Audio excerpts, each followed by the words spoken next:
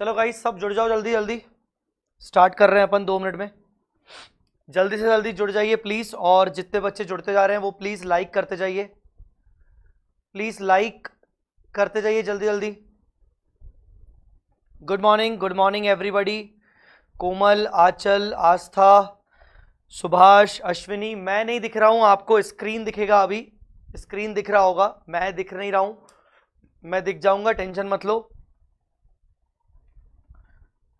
जल्दी जल्दी लाइक करो इस वीडियो को।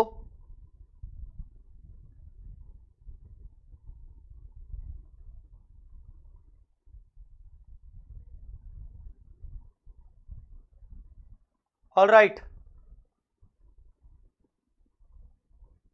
लाइक करो इस वीडियो को जल्दी।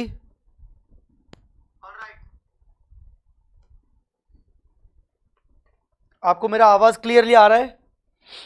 प्रतीक, लक्षिता, कुंदन, सिया गोविंदानी, एडिक्शन गेमर्स, रेखा सिंह, साक्षी, चलिए लाइक, जल्दी लाइक करते जाओ।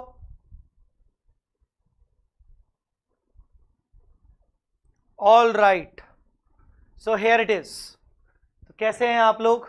आई होप आप सब अच्छे होंगे। 1 मिनट दीजिए, बस 1 मिनट में शुरू करते हैं, जल्दी से जल्दी शुरू करते हैं। बस आप जल्दी ये लेक्चर अगर शेयर कर सकते हो सबके साथ तो शेयर करिए पहले।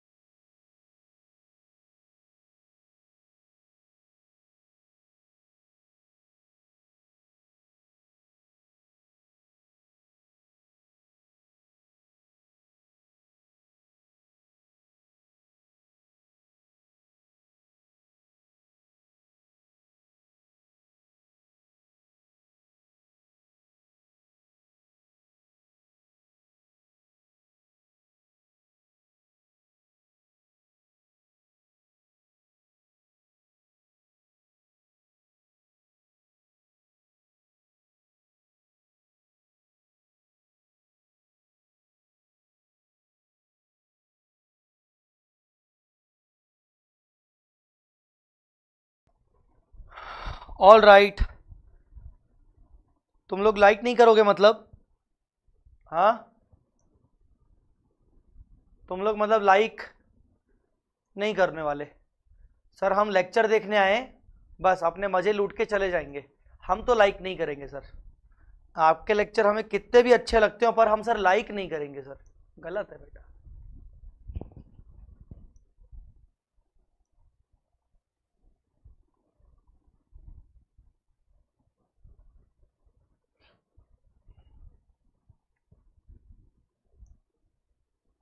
All right, welcome welcome to this rapid revision. चलिए मैं आपको बता दूं, ब्रांच अकाउंट्स चल रहा है और ब्रांच अकाउंट्स में हमारा मैक्सिमम पोर्शन कवर अप हो चुका है। सिर्फ एक फॉरेन ब्रांच पर मुझे आपको क्वेश्चन करवाना है और उसके अलावा मुझे आपको करवाना है इंडिपेंडेंट डोमेस्टिक ब्रांच के ऊपर क्वेश्चन, इंडिपेंडेंट डोमेस्टिक ब्रांच के ऊपर क्वेश्चन, राइट। चलो प्लीज प्लीज प्लीज, चलिए अब जल्दी से जल्दी, जिन बच्चों ने लाइक कर लिया है वो जल्दी ध्यान दें, जिन्होंने लाइक नहीं किया है जल्दी लाइक करने के बाद ध्यान दें। ऑल राइट, तो सबसे पहले हमारा फॉरेन ब्रांच का एक क्वेश्चन पेंडिंग था जो मुझे आपके साथ डिस्कस करना था। वो क्वेश्चन नंबर आप बताएंगे प्लीज? वो क्वेश्चन नंबर आप बताएंगे प्लीज?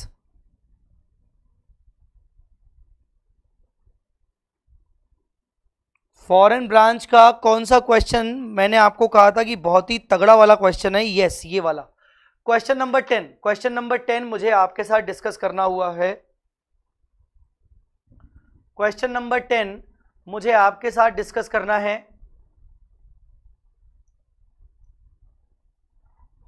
चलिए शुरू करते हैं। क्वेश्चन नंबर 10, क्वेश्चन नंबर 10 तुमने ट्राई किया क्या? तुम सबने ट्राई किया क्या? बोलो, क्या तुम सबने ट्राई किया?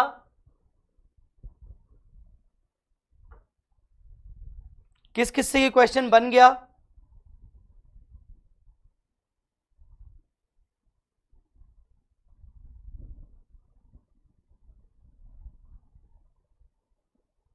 हो गया? हाँ बन गया। क्या बात कर रहे हो? तो मैं ट्राई करवाऊं कि नहीं करवाऊं? या डायरेक्टली सर मुझे बताओ कि आपको इसमें प्रॉब्लम क्या आ रहा है। टेल मी, मुझे आप बताओ इसमें प्रॉब्लम क्या आ रहा है आपको डायरेक्टली। डन किया सर, बट अटक गए। Easy question, done. अनीता करवाओ। चलो, MS company of Lucknow has a branch in Canberra, Australia, an integral branch. At the end of 31st March 2019, the following ledger balances have been extracted from the books of the Lucknow office in Canberra. Lucknow branch और Canberra के क्या क्या ledger accounts आपको दिख रहे हैं? Capital reserves and surplus, land, building, building के ऊपर का depreciation reserve. Building depreciation reserve मतलब बिल्डिंग के ऊपर एक्यूमुलेटेड डेप्रिसिएशन, आज तक का डेप्रिसिएशन। अगर आप यहां तक देखेंगे तो यहां तक जितने भी फिगर्स ऊपर से लेकर बिल्डिंग डेप्रिसिएशन रिजर्व तक है वो सिर्फ हेड ऑफिस के हैं। अब प्लांट से लेकर सारे फिगर्स हेड ऑफिस और कैनबेरा ब्रांच के इंडिविजुअली दिए हुए हैं। Plant and machinery cost, plant and machinery depreciation reserve, ठीक है ना। उसके बाद स्टॉक ओपनिंग दोनों का, फिर stock reserve, branch stock reserve जो कि हेड ऑफिस में दिख रहा है और वो ऑब्वियसली रुपीस के फॉर्म में ही दिख रहा होगा, वो ऑब्वियसली रुपीस के फॉर्म में दिख रहेगा। Cash and bank balance, purchases, sales, goods sent to branch, managing partner salary, wages and salaries, rent, office expense, commission receipts, branch और head office account. Very good. ये जो है ये डॉलर्स में है, तो जब आप $7 को कन्वर्ट करोगे तो उसके अगेंस्ट आपको 120 रुपीस दिया हुआ है कन्वर्जन के लिए। Following information is also available. अच्छा बच्चों, मैं आपसे पूछना चाहूंगा कौन सी चीजों में अटके आप ऐसी कौन सी चीजें हैं जिसमें आप अटक गए? ट्राई किया कुछ बच्चों ने पर बोल रहे हैं कि सर हमसे नहीं बना, अटक गए, प्रॉब्लम हो गई। ऐसी कौन सी चीज थी? क्योंकि कुछ कुछ बातें हमने डिस्कस की हुई थी, लाइक स्टॉक हमारा लखनऊ का 150 जबकि कैनबेरा का 3125 है, तो 3125 वाले स्टॉक को हमने किया, उसका इनवॉइस प्राइस है, कॉस्ट है, वगैरह वगैरह, ठीक है।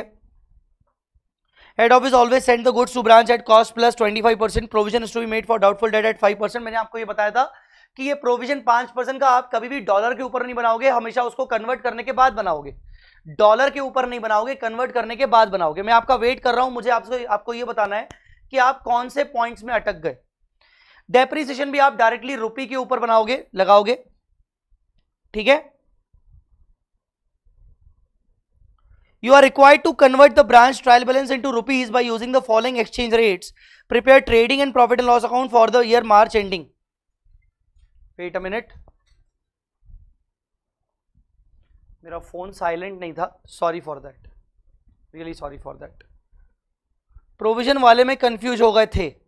प्रोविजन वाले में क्या कंफ्यूज हो गए थे, चलो एक बार बात करते हैं।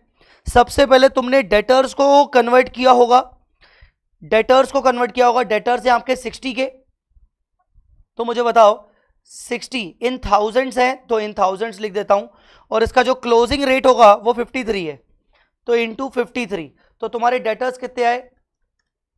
तुम्हारे डेटर्स आए 31,80,000 और उसके ऊपर 5% का प्रोविजन इंटू 5%, तो ये हो जाएगा 1,59,000। तो नाउ टेल मी, ये 1,59,000 का प्रोविजन बनेगा, ये 1,59,000 का प्रोविजन बनेगा। टेल मी, किया कि नहीं किया? 1,59,000 का प्रोविजन बनेगा। एक बार चेक कर लेते हैं सॉल्यूशन में।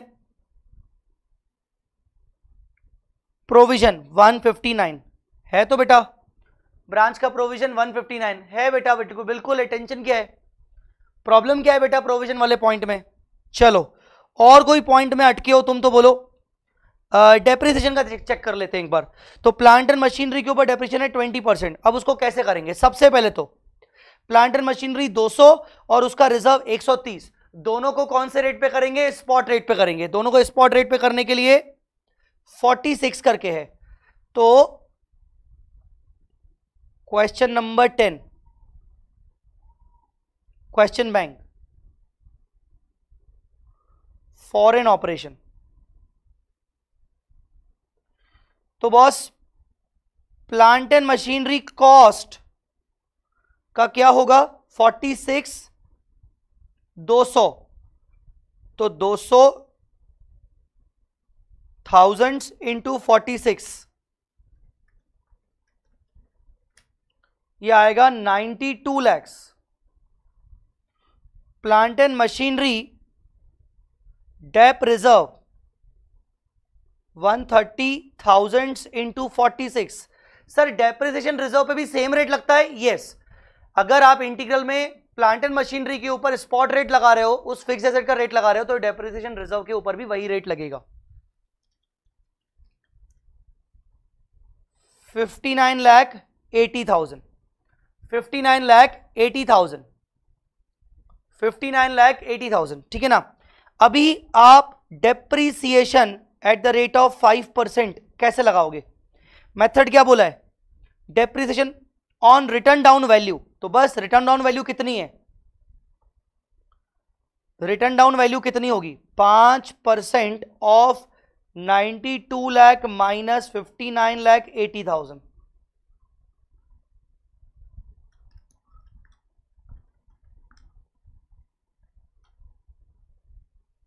161 डेप्रीसिएशन आएगा 161। चेक करते हैं एक बार, डेप्रीसिएशन आएगा 161। वर्किंग नोट में चेक कर लेते हैं एक बार।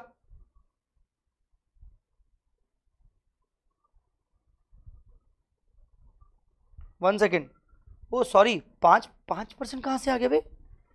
डेप्रीसिएशन का रेट 5% है क्या? 20% है। नालायक जय, क्या करता है साले तू? क्या करता है बे? 20% है, 20% है, 20%। 92 लाख माइनस 59,80 इंटू 20%, 644, 644। एक बार चेक करो भाई, 644 आ रहा है क्या? 644 आ रहा है, 644 आ रहा है, 644 आ रहा है, ठीक है। तो ये डेप्रिसिएशन का फंडा हो गया। इसमें और क्या प्रॉब्लम गई होगी? चलो स्टॉक का प्रॉब्लम चेक कर लेते हैं, क्लोजिंग स्टॉक का प्रॉब्लम चेक कर लेते हैं। क्लोजिंग स्टॉक कितना है? 3125। तो क्लोजिंग स्टॉक चेक कर लेते हैं। चलो ये पहला।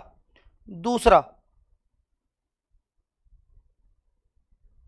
Closing stock Australian dollar 3125, 3125 into इसके ऊपर क्लोजिंग रेट 53, 3125 थाउजेंड्स होगा ना? नहीं, 3125 है बस, थाउजेंड्स नहीं है बेटा। रुपीज इन थाउजेंड नहीं लिखा, ऊपर ये थाउजेंड लिखा था पर ये नीचे रुपीज इन थाउजेंड नहीं लिखा, 3125 है बस। 3125 इंटू 53, ये हो गया 165,625। चलो चेक करते हैं क्लोजिंग स्टॉक। 165,625 आ तो रहा है, 165,625, 165,625, 165,625, 165,625 बेटा आ रहा है, जल्दी बोलो।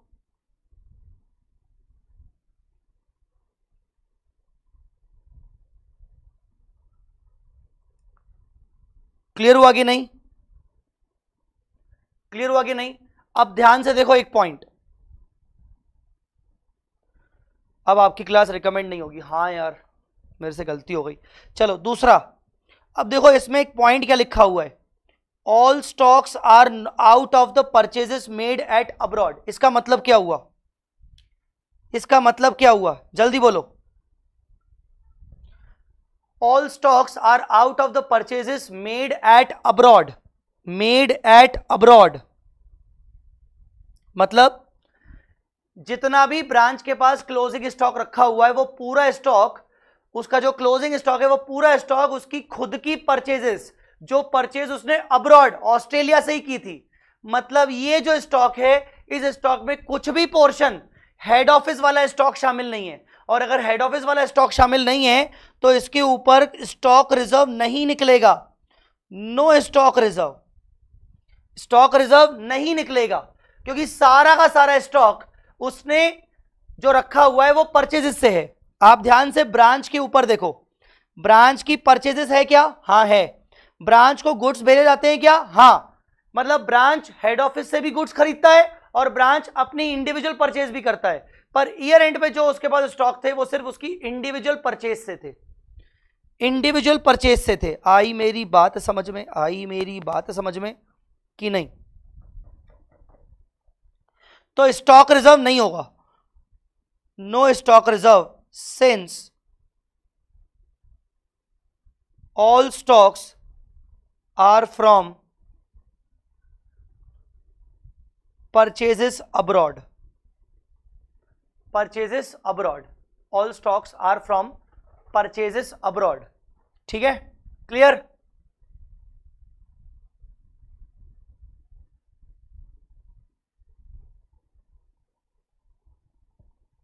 और क्या प्रॉब्लम आई होगी इस क्वेश्चन में? मतलब मैं इमेजिन नहीं कर पा रहा हूं कि बच्चों को और क्या प्रॉब्लम आई होगी। मतलब प्लांट एंड मशीनरी मैंने बता दिया, डेप्रिसिएशन बता दिया, ठीक है। उसके बाद डेटर्स क्रेडिटर्स आपको क्लोजिंग रेट पर था, ओपनिंग स्टॉक ऑलरेडी दिया हुआ है ओपनिंग रेट पर, कैश बैलेंस क्लोजिंग रेट पर, परचेज सेल्स एवरेज रेट पर, एवरेज रेट नहीं दिया है क्या? दिया है। उसके बाद और क्या? Yes, goods send to branch का 100 रुपए आप ले लोगे, तो देखो 100 रुपए आप ले लोगे, ये देखो 100 रुपए ले लिया आपने। फिर उसके बाद wages salaries average, rent average, office expense average, commission receipts average, और ये इसका 120 ले लिया, इसका आपने देखो 120 ले लिया। तो सारे सिस्टम्स तो आपने कर लिए। जो डिफरेंस आया 208 का, वो डिफरेंस आपने पीएनएल में डाल दिया 208। अच्छा, पीएनएल में क्या क्या लिखा आपने? सारे ट्रेडिंग पीएनएल में आपने क्लोजिंग स्टॉक लिख दिया, बाकी सब चीजें लिखी हुई थी, दैट्स इट। बेटा जी कहां प्रॉब्लम है? बोलो, प्रॉब्लम है तो कहां? सेल गुड्स एंड, इसने हेड ऑफिस और ब्रांच दोनों के बनाए हैं, हेड ऑफिस और ब्रांच दोनों के खाते बनाए इसने भाई।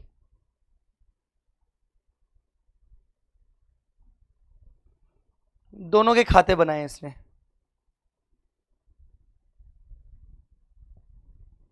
प्रॉब्लम कहां है भाई इसमें? हाँ, कोई ऐसा व्यक्ति जिसको डाउट पूछना है तो पूछ सकता है।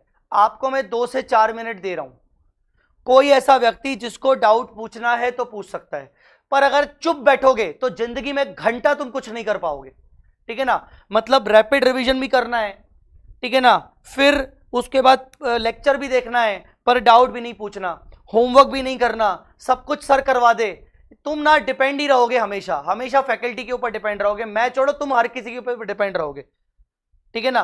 तो जिन बच्चों ने बोला कि नहीं बना या प्रॉब्लम हुई, ट्राई किया, वो अपना वो कुछ मुंह खोलो, मुंह खोलो मतलब कुछ बात करो, ठीक है ना। नहीं तो हमेशा ऐसे ही रहोगे तुम लोग, पीछे ही रहोगे तुम हमेशा।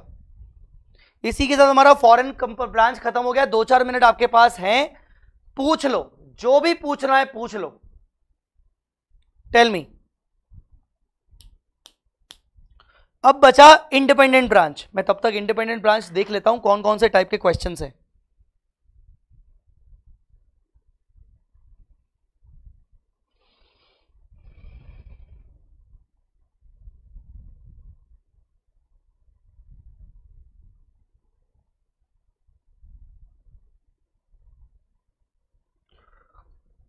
मेरे को ये क्वेश्चन अच्छा लग रहा है, क्वेश्चन 1।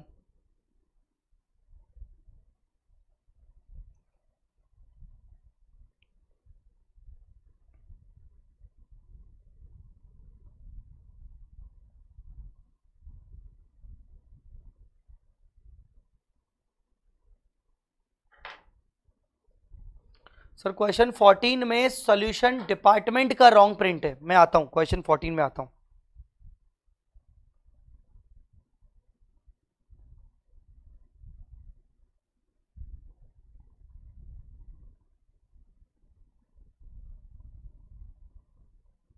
ठीक है, एक ये क्वेश्चन है इंडिपेंडेंट ब्रांच का, 5th 6th डन। ऑयल घी ऑयल घी वाला क्वेश्चन है, ठीक है।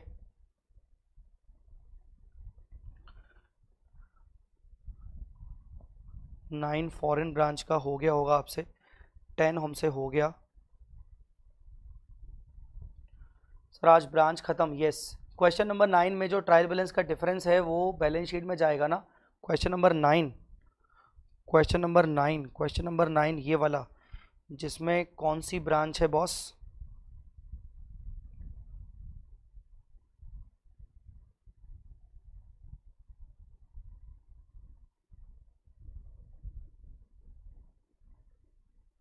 बताया नहीं गया कि इंटीग्रल नॉन इंटीग्रल, आप इंटीग्रल भी मान सकते हो क्योंकि फर्नीचर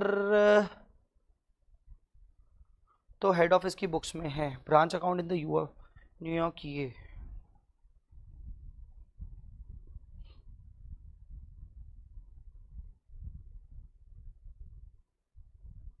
हम्म 2000 का एक्सचेंज लॉस। बेटा इन्होंने इंटीग्रल माना है, बैलेंस शीट में नहीं जाएगा। इन्होंने इंटीग्रल माना है और बात भी है क्योंकि उन्होंने आपको फर्नीचर का ऑलरेडी स्पॉट रेट दे दिया है। ये उन्होंने आपको फर्नीचर का ऑलरेडी स्पॉट दिया है, इन्होंने इंटीग्रल माना है बेटा। किसी ने पूछा था, एडिक्शन गेमर्स, क्वेश्चन नंबर 9 में जो ट्रायल बैलेंस का डिफरेंस है वो बैलेंस शीट में जाएगा ना। इन्होंने इंटीग्रल माना है बेटा, कहीं से मालूम नहीं पड़ रहा कि नॉन इंटीग्रल है वो।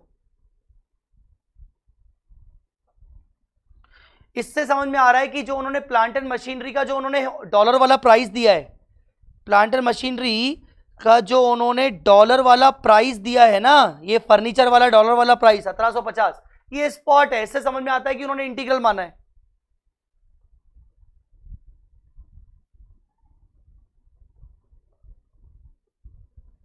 Eleven done, 12 domestic.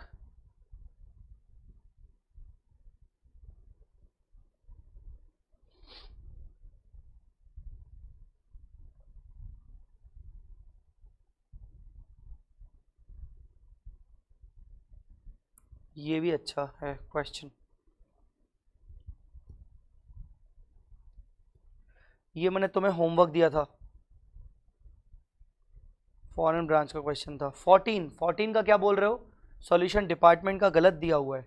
हाँ सॉल्यूशन गलत है, सॉल्यूशन गलत है, रॉन्ग सॉल्यूशन। ठीक कर देंगे इसको, ठीक है। ये सेम है, ठीक है। ये हो गया stock and debtors, foreign branch ये हो गया, ये भी हो गया। डोमेस्टिक ब्रांच ये भी सेम है,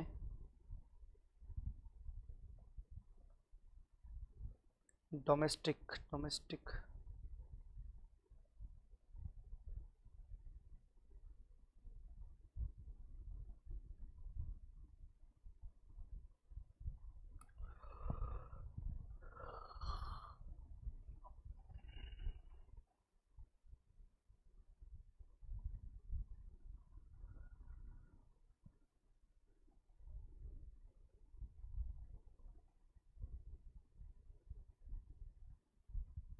अच्छा क्वेश्चन है, अच्छा क्वेश्चन है।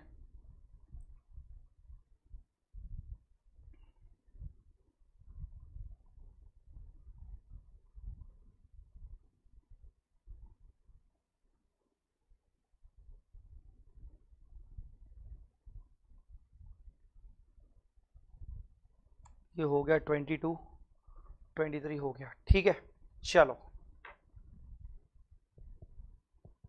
क्वेश्चन नंबर 14 का सॉल्यूशन रॉन्ग प्रिंट है, बिल्कुल बात हो गई हमारी उस पर ऑलरेडी। सर अगर नॉन इंटीग्रल वाले क्वेश्चन में सिर्फ ट्रेडिंग एंड पी&एल अकाउंट बोला है तो हमें एफसीटीआर के लिए नोट लिखना पड़ेगा ना? यस बेटा नोट लिखना पड़ेगा, एफसीटीआर के लिए नोट लिखना पड़ेगा।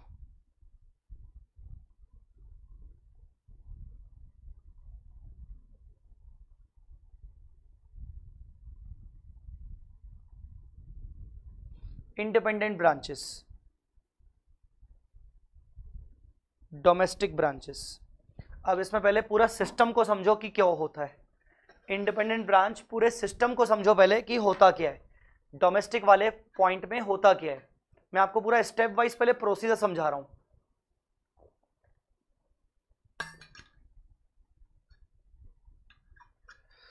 पहले मैं आपको समझा रहा हूं पूरा प्रोसीजर होता क्या है। सबसे पहले क्या होता है, branch is preparing its own books, that means it has its own trial balance। Branch अपने खुद के बुक्स बना रहा है, ब्रांच पहले अपने खुद के बुक्स बना रहा है, ठीक है ना। तो branch can debit head office account and credit head office account while transacting with head office। अब जब ब्रांच अपने खुद के अकाउंट्स बना रहा है तो ब्रांच जो भी ट्रांजैक्शन करेगा हेड ऑफिस से, तो वो उसमें हेड ऑफिस को डेबिट क्रेडिट करेगा। सपोज ब्रांच ने हेड ऑफिस से गुड्स लिए, ब्रांच ने हेड ऑफिस से गुड्स लिए, तो वह एंट्री क्या करेगा, एंट्री करेगा goods received from head office account debit to head office account। Branch ने हेड ऑफिस को कैश दिया तो head office account debit to cash, whatever. तो वो कुल मिला के बहुत सारे ट्रांजैक्शंस करेगा ब्रांच हेड ऑफिस के साथ, तो वो हेड ऑफिस को डेबिट क्रेडिट करेगा, वो हेड ऑफिस को डेबिट क्रेडिट करेगा ट्रांजैक्शंस के दौरान। Inter branch transactions, inter branch transactions.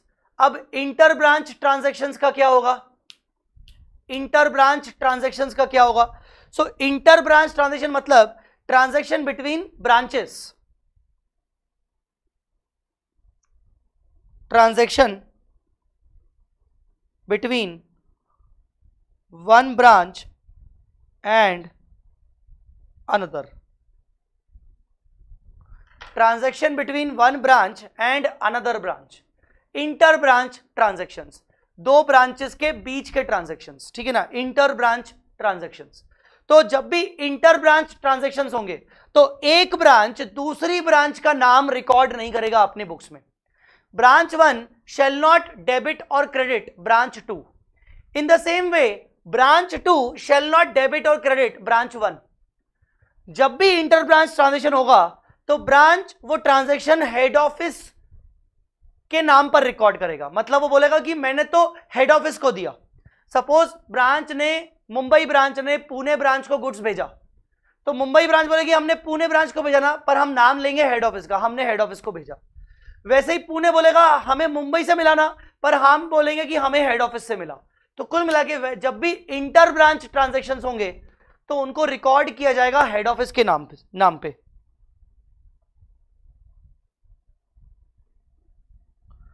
Branch shall not debit credit another branch name, another branch name। all inter branch transactions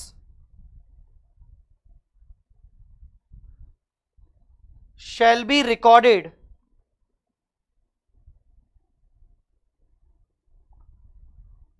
in the name of head office. चलो थोड़ा सा इसका example देख लेते हैं, इसका एग्जाम्पल देख लेते हैं।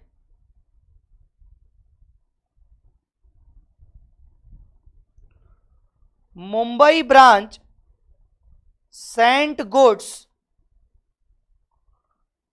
To Pune branch of 10,000। इसको कैसे रिकॉर्ड करेंगे, यहां पर आप बनाओगे भाई मुंबई ब्रांच, यहां पर आप बनाओगे पुणे ब्रांच, और यहां पर आप बनाओगे हेड ऑफिस। हेड ऑफिस कहीं पर और है, मान लो दिल्ली में है, तो आप कैसे रिकॉर्ड करोगे? मुंबई ने पुणे को भेजा, मुंबई ने पुणे को भेजा, तो मुंबई ने पुणे को भेजा तो मुंबई बोलेगा head office debit to goods sent, ठीक है ना? अच्छा, ये गुड्स मुंबई ने कभी ना कभी हेड ऑफिस से ही लिए होंगे, तो गुड्स रिसीव्ड किया होगा, तो आप गुड्स सेंट की जगह गुड्स रिसीव्ड भी कर सकते हो। तो उसने उस गुड्स रिसीव्ड को क्रेडिट कर दिया। पुणे क्या बोलेगा? Goods received debit to head office, goods received debit to head office. अब हेड ऑफिस क्या बोलेगा? अब हेड ऑफिस की बुक्स में एंट्री करना जरूरी है कि नहीं? बोलो, जवाब दो। हेड ऑफिस की बुक्स में एंट्री करना जरूरी है कि नहीं? Tell me. हेड ऑफिस की बुक्स में एंट्री करना जरूरी है कि नहीं? जवाब दो, जवाब दो। एंट्री करना जरूरी है कि नहीं? हेड ऑफिस की बुक्स में एंट्री होना चाहिए कि नहीं होना चाहिए? लक्षिता सिंह नो, सिया जरूरी है, Manoj no, Subhash no, addiction gamers no. गलत बोल रहे हो। हेड ऑफिस की बुक्स में जब तक एंट्री नहीं होगी, बात को समझो नलायकों, ओ मेरे छोटे छोटे नलायकों, मुंबई ने हेड ऑफिस को डेबिट कर दिया।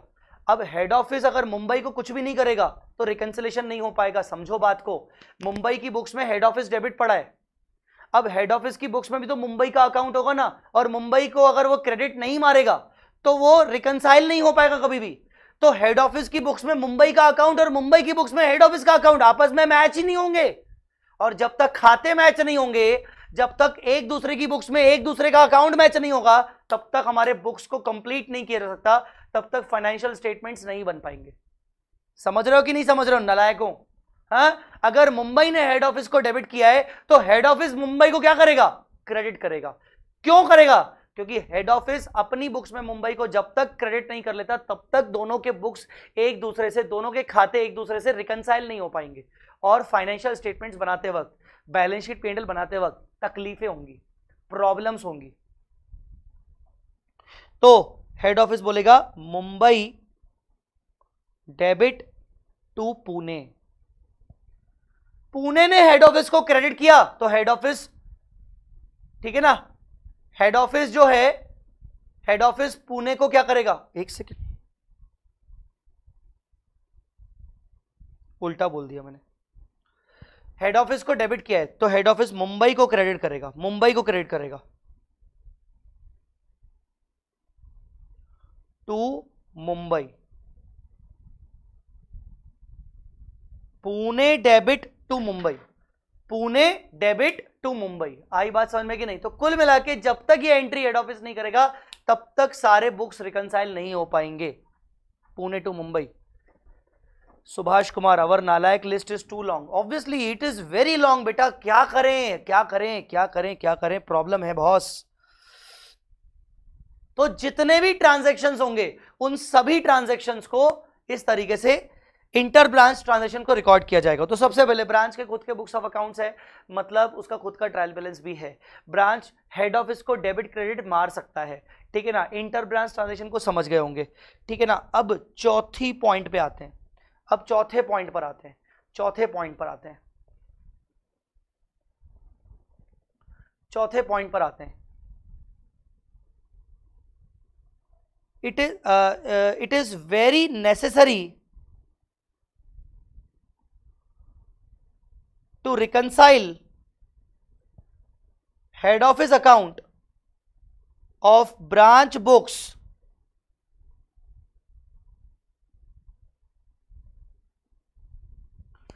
with branch account of head office books, जो मैंने अभी आपको बताया। अब होगा क्या कि ब्रांच ने अपने सारे खाते बना लिए हैं, हेड ऑफिस ने अपने सारे खाते बना लिए हैं। अब हेड ऑफिस की बुक्स में ब्रांच अकाउंट दिख रहा है, ब्रांच की बुक्स में हेड ऑफिस अकाउंट दिख रहा है, दोनों आपस में रिकंसाइल होना जरूरी है। अगर दोनों आपस में रिकंसाइल नहीं है तो हमारे फाइनेंशियल स्टेटमेंट्स नहीं बन पाएंगे, ठीक है ना, हमारे फाइनेंशियल स्टेटमेंट्स नहीं बन पाएंगे। समझ में आई मेरी बात की नहीं? चलो ये पॉइंट नंबर 3 लिख लो, तब तक तुम लोग बोल रहे हो सर लिखा नहीं है, पॉइंट नंबर 3 लिख लो।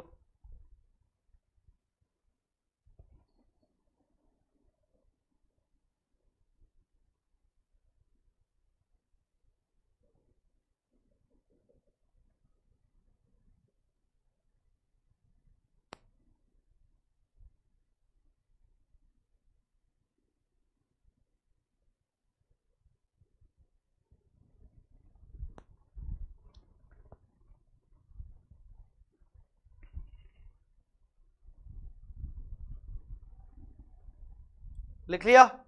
चलो, सो ब्रांच की बुक्स में हेड ऑफिस का अकाउंट, हेड ऑफिस की बुक्स में ब्रांच का अकाउंट रिकंसाइल करना जरूरी है. If both are not reconciled, the reasons are as under. अगर रिकंसाइल नहीं है तो क्या रीजंस होंगे?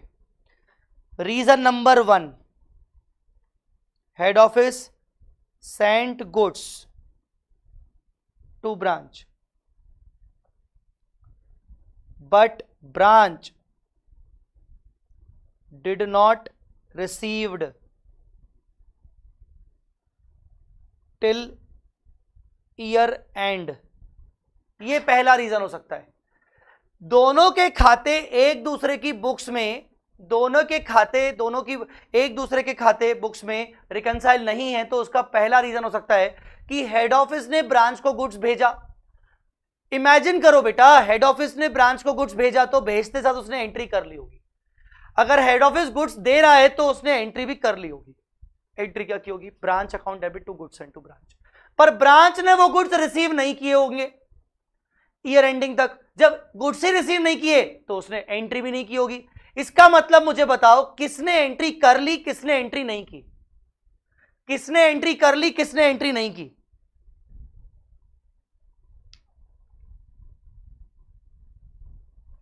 किसने एंट्री कर ली, किसने एंट्री नहीं की? यहां पर क्या मैं कह सकता हूं कि हेड ऑफिस ने एंट्री कर ली, हेड ऑफिस ने ब्रांच को डेबिट मार दिया, हेड ऑफिस ने ब्रांच को डेबिट मार दिया, पर ब्रांच ने हेड ऑफिस को अभी क्रेडिट मारा ही नहीं है. हां, तो यहां पर किसको एंट्री करनी चाहिए? Branch should pass entry. क्या एंट्री करनी चाहिए? Goods in transit debit to head office. यहां पर ब्रांच को एंट्री पास करनी चाहिए, यहां पर ब्रांच को एंट्री पास करनी चाहिए. Goods in transit account debit to head office, goods in transit account debit to head office. आई बात समझ में कि नहीं? दूसरे रीजन पर आते हैं, दूसरे रीजन पे आते हैं. Branch sent goods to head office but head office did not received till, नहीं गुड्स नहीं, कैश बोल दो, चलो, sent cash till year end. बोलो बोलो बोलो बोलो बोलो बोलो. यहां पर किसने गुड्स, किसने कैश दिया? ब्रांच ने कैश दे दिया. ब्रांच ने अगर कैश दे दिया तो ब्रांच ने एंट्री पास कर ली. हां, ब्रांच ने एंट्री पास कर ली. बोलो बोलो बोलो बोलो बोलो बोलो बोलो बोलो बोलो बोलो बोलो बोलो बोलो बोलो बोलो बोलो. ब्रांच ने एंट्री ऑलरेडी पास कर ली. किसको रेक्टिफिकेशन एंट्री पास करनी चाहिए? HO should pass entry. क्या? Cash in transit debit to branch. Branch ने कैश दे दिया तो एंट्री क्या होगी? Head office account debit to cash. अब हेड ऑफिस को एंट्री करनी चाहिए थी cash account debit to branch, पर उसको कैश मिला नहीं तो वो बोलेगा cash in transit to head to branch. समझा कि नहीं समझा? सर सिर्फ ये दो ही रीजन हो सकते हैं? नहीं नहीं नहीं नहीं नहीं नहीं नहीं. रीजन नंबर 3, अब कोई मिसलेनियस टाइप के रीजन हो सकते हैं, मिसलेनियस रीजन हो सकते हैं. Miscellaneous reasons like head office received cash from branch debtors but not informed to branch. बताओ किसने एंट्री कर ली होगी? हेड ऑफिस ने ब्रांच के डेटर से पैसा ले लिया पर अभी तक ब्रांच को इन्फॉर्म ही नहीं किया. ब्रांच को इन्फॉर्म ही नहीं किया.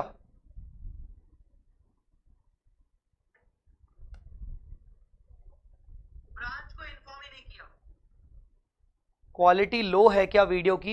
ममता यादव, वीडियो की क्वालिटी, अगर आपको पिक्चर क्वालिटी लो लग रही है तो मुझे लगता है कि आपने शायद ढंग से यूट्यूब चलाया नहीं है आज तक। आप यूट्यूब की सेटिंग में जाओ और उसके अंदर सेटिंग के अंदर जाके आपको वो पूछेगा क्वालिटी। क्वालिटी में जब पूछे तो उसको 480p पे मिनिमम कर दो, 480, 720, 1080 पे कर दो। अभी आपके लेक्चर में जो क्वालिटी चल रहा है वो शायद बहुत ही 144p पे चल रहा होगा, तो इसलिए ब्लर दिख रहा होगा आपको, ठीक है ना? ऐसा होता है। इसके अलावा अगर आपको क्वालिटी कुछ और खराब लग रहा है तो मुझे बोलो बेटा, बाकी तो क्वालिटी सब ठीक है, प्रॉब्लम तो है नहीं बेटा। हाँ, किसने एंट्री पास कर ली? किसने एंट्री पास कर ली? हेड ऑफिस ने पास कर ली। ब्रांच शुड पास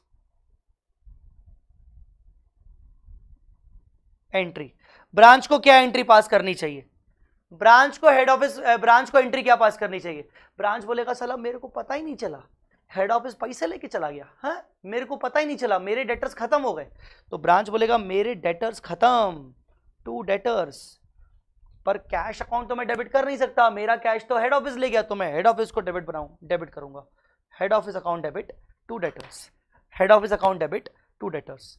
ऐसे कई मिसलेनियस रीजंस हो सकते हैं, ऐसे कई मिसलेनियस रीजंस हो सकते हैं। आई बात समझ में कि नहीं? ऐसे कई मिसलेनियस रीजंस हो सकते हैं। आई बात समझ में कि नहीं? बहुत सारे ऐसे मिसलेनियस रीजंस हो सकते हैं जिसकी वजह से रिकंसिलेशन ना हुआ हो।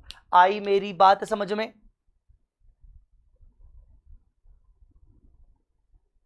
क्लियर हुआ कि नहीं? समझा कि नहीं? चलो अभी हम क्या करेंगे, अभी मैं आपको करवा रहा हूं एक question.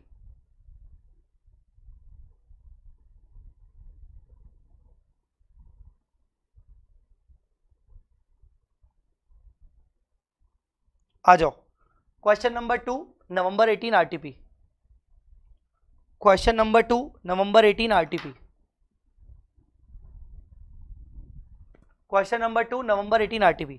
Pass necessary journal entries in the books of independent branch of messrs TPL sons wherever required to rectify or to adjust the following transactions।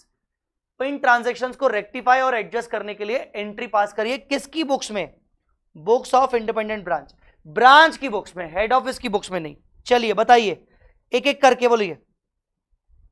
पहला, ब्रांच ने पे किया 5000 एज salary to head office manager. Branch ने head office के manager को salary pay किया, but the amount paid has been debited by branch to salary account. Actually क्या था, ब्रांच ने हेड ऑफिस के इंप्लॉय को सैलरी दिया, तो इंप्लॉय किसका? हेड ऑफिस का। तो सैलरी अकाउंट किसके बुक्स में डेबिट होना चाहिए? हेड ऑफिस की बुक्स में देना होना चाहिए। ब्रांच ने तो हेड ऑफिस के बिहाफ पर पे किया। फिर से, इंप्लॉय किसका? हेड ऑफिस का। सैलरी मिल रही है हेड ऑफिस के इंप्लॉय को, तो सैलरी अकाउंट डेबिट कौन करेगा? Head office. हाँ, पे कौन कर रहा है? ब्रांच। ब्रांच किसके बिहाफ पे कर रहा है? हेड ऑफिस के बिहाफ पे। तो ब्रांच को एंट्री क्या करनी चाहिए थी? Head office account debit to bank. जबकि उसने एंट्री क्या कर ली? उसने सैलरी अकाउंट को डेबिट मार दिया। तो गलती से उसने क्या कर दिया? उसने सैलरी अकाउंट को डेबिट कर दिया, जबकि उसको हेड ऑफिस अकाउंट डेबिट करना चाहिए था। जहां उसको एंट्री करनी चाहिए थी head office account debit to branch, head office account debit to cash, उसने एंट्री कर दी सैलरी टू कैश। भाई सैलरी अकाउंट ब्रांच को डेबिट करेगा रे? सैलरी अकाउंट ब्रांच को डेबिट करेगा? सर क्यों नहीं करेगा, उसने सैलरी पे किया है ना। अबे नालायक, मैनेजर किसका है? हेड ऑफिस का। तो खर्चा किसका? हेड ऑफिस का। ब्रांच हेड ऑफिस के बिहाफ पे कर रहा है, तो ब्रांच को क्या करना चाहिए? हेड ऑफिस डेबिट करना चाहिए। समझा कि नहीं? तो एंट्री क्या होगी? Head office account debit to salary. Rectify करना है, सैलरी को क्रेडिट करो, हेड ऑफिस को डेबिट करो। चलो first entry done, head office account debit to salary. बेटा क्लियर है कि नहीं? दूसरा, a remittance of rupees 1,50,000 sent by branch has not been received by head office on the date of reconciliation। यार एक बात बताओ, इसमें ब्रांच ने हेड ऑफिस को कैश दिया, हेड ऑफिस ने अभी तक कैश रिसीव नहीं किया, इसमें ब्रांच को ये एंट्री पास करेगा कि बल्कि हेड ऑफिस करेगा? ऐसे केस में ब्रांच एंट्री पास करेगा या हेड ऑफिस करेगा यार? समझ नहीं रहा है मेरे को, ये समझ नहीं रहा है, चल क्या रहा है ये चक्कर? हाँ,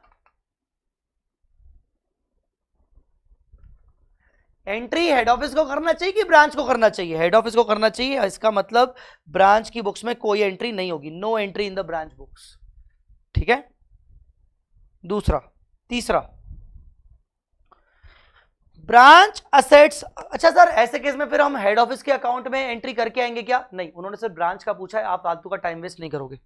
branch assets accounts retained eight head office. अब कभी कभार क्या होता है, असेट ब्रांच की है, फिजिकली ब्रांच के पास रखी है, यूज ब्रांच कर रहा है, पर उसका खाता हेड ऑफिस मेंटेन करेगा, होता है। तो branch asset account retained eight head office, depreciation charged for the year 15,000 not recorded by branch.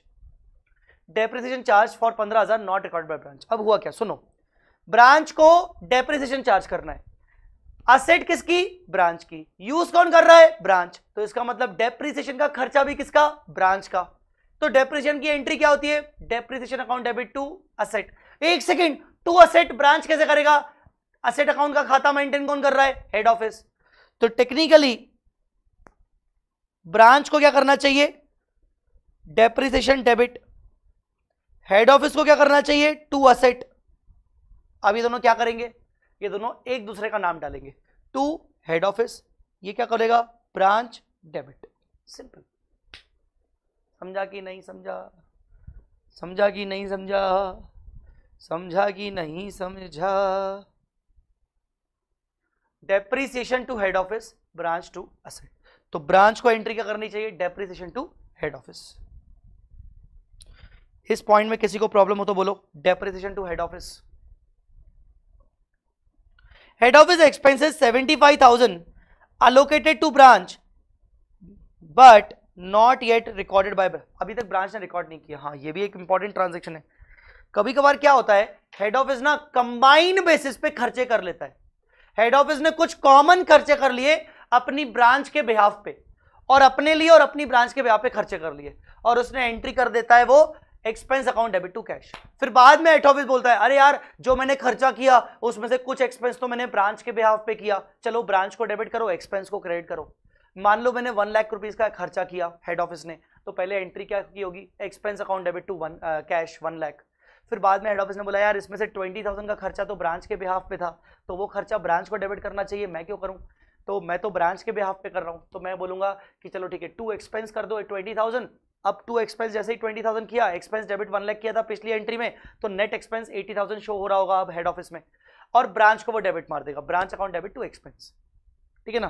तो ये वही है, हेड ऑफिस ने 75,000 का एक्सपेंस ब्रांच को अलोकेट कर दिया, मतलब ब्रांच ने एंट्री हेड ऑफिस ने एंट्री पास कर दी, हेड ऑफिस ने ब्रांच को अलोकेट कर दिया, हेड ऑफिस ने एंट्री पास कर दी, हेड ऑफिस ने एंट्री पास कर दी branch account debit to expense. Branch ने अभी तक वो एंट्री पास ही नहीं की। ब्रांच बोलेगा, यार मैंने क्या करना है, मैंने क्या करना चाहिए, मेरा एक्सपेंस किसने किया? हेड ऑफिस ने किया। एंट्री क्या पास होगी?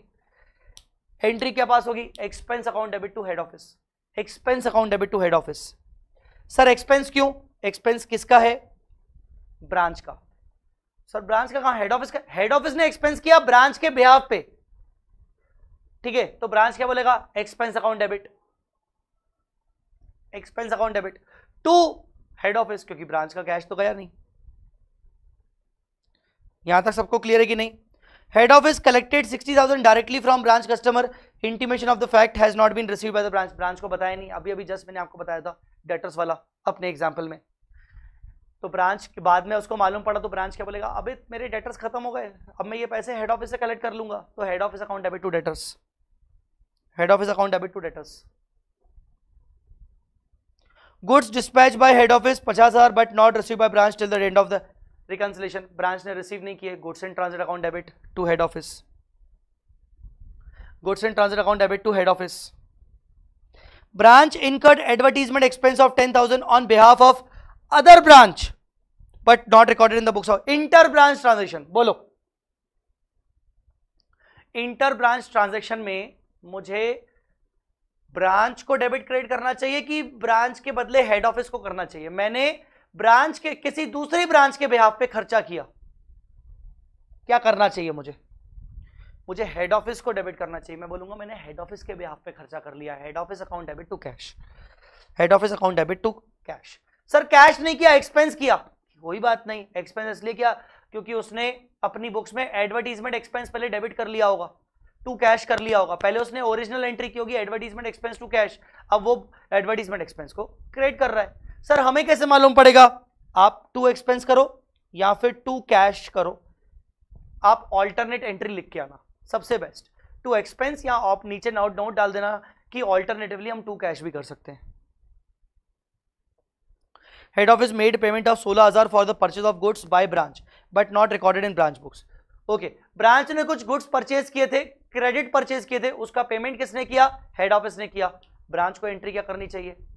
ब्रांच को एंट्री क्या करनी चाहिए? क्रेडिटर अकाउंट डेबिट या purchase account debit, creditor account debit या purchase account debit to head office. Sir यहां तो परचेज है बेटा, अगेन ऑल्टरनेटिव, अगर परचेज पहले रिकॉर्ड हो चुकी थी तो अभी क्रेडिटर अकाउंट डेबिट, परचेज पहले रिकॉर्ड नहीं हुई थी तो directly purchase account debit to head office.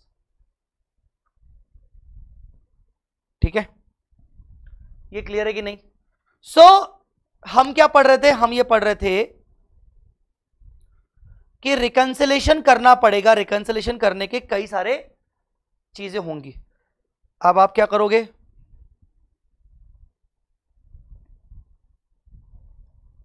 Refer question 2 of question bank. Question bank का क्वेश्चन 2 अपन ने अभी डिस्कस किया, ठीक है ना?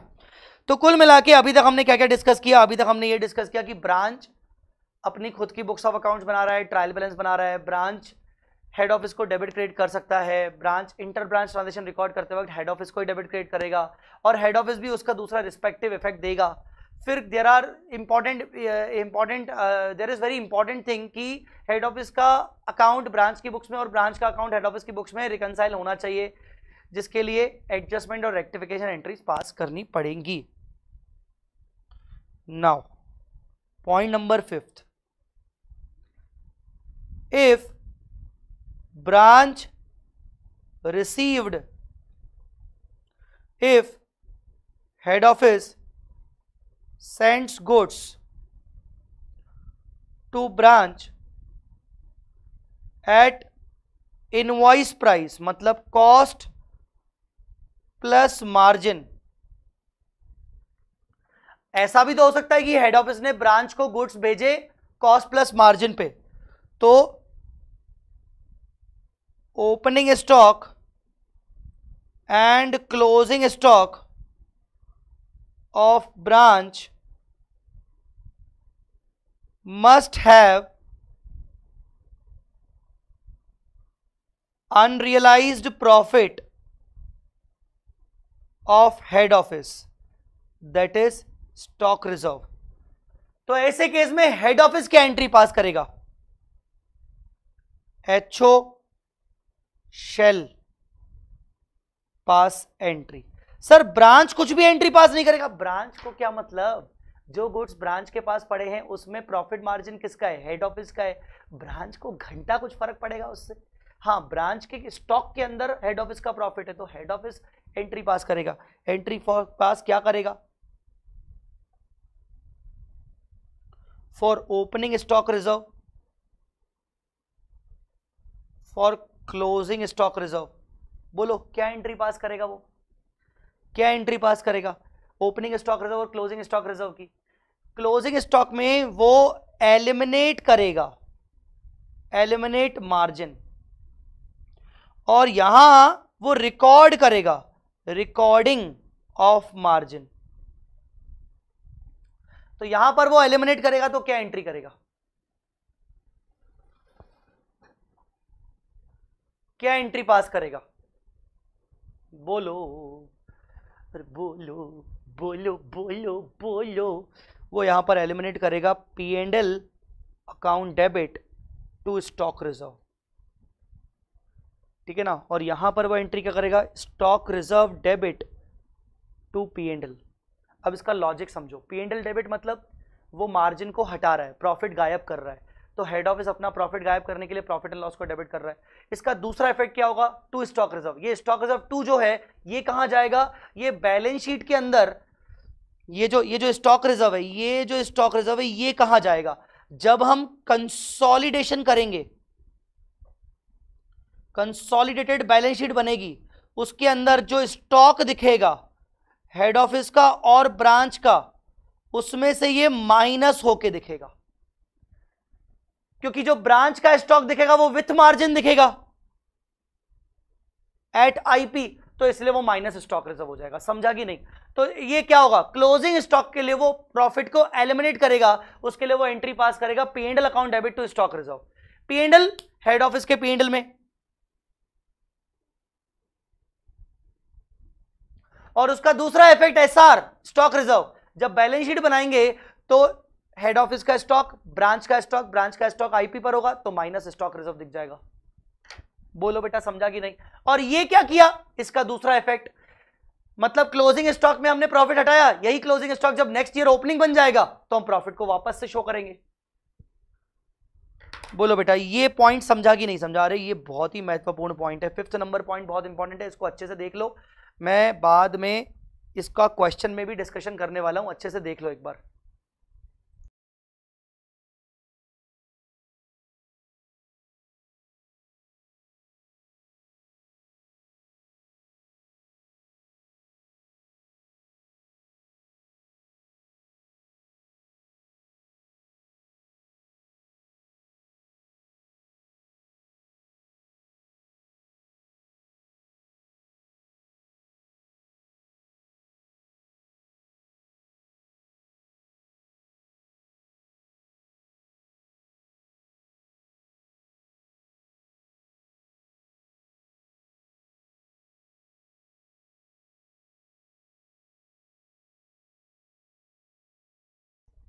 अरे बोलो भाई, सब क्लियर हुआ कि नहीं हुआ?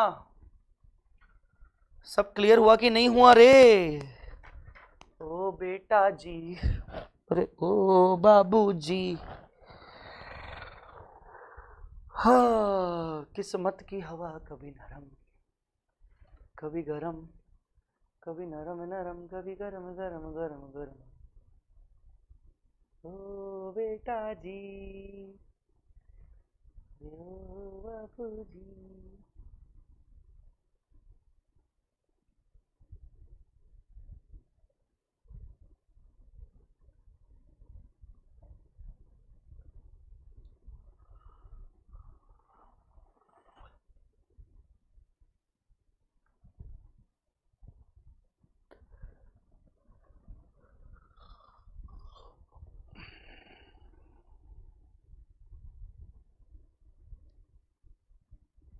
चलो,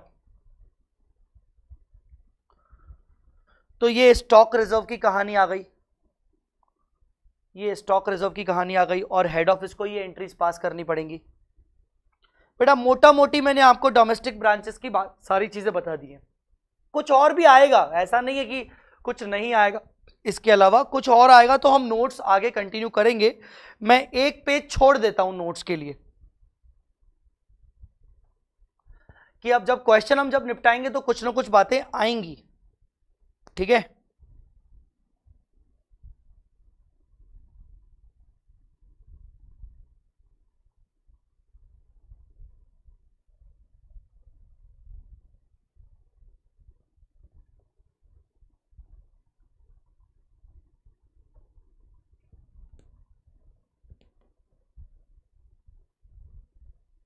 आइए question number 5,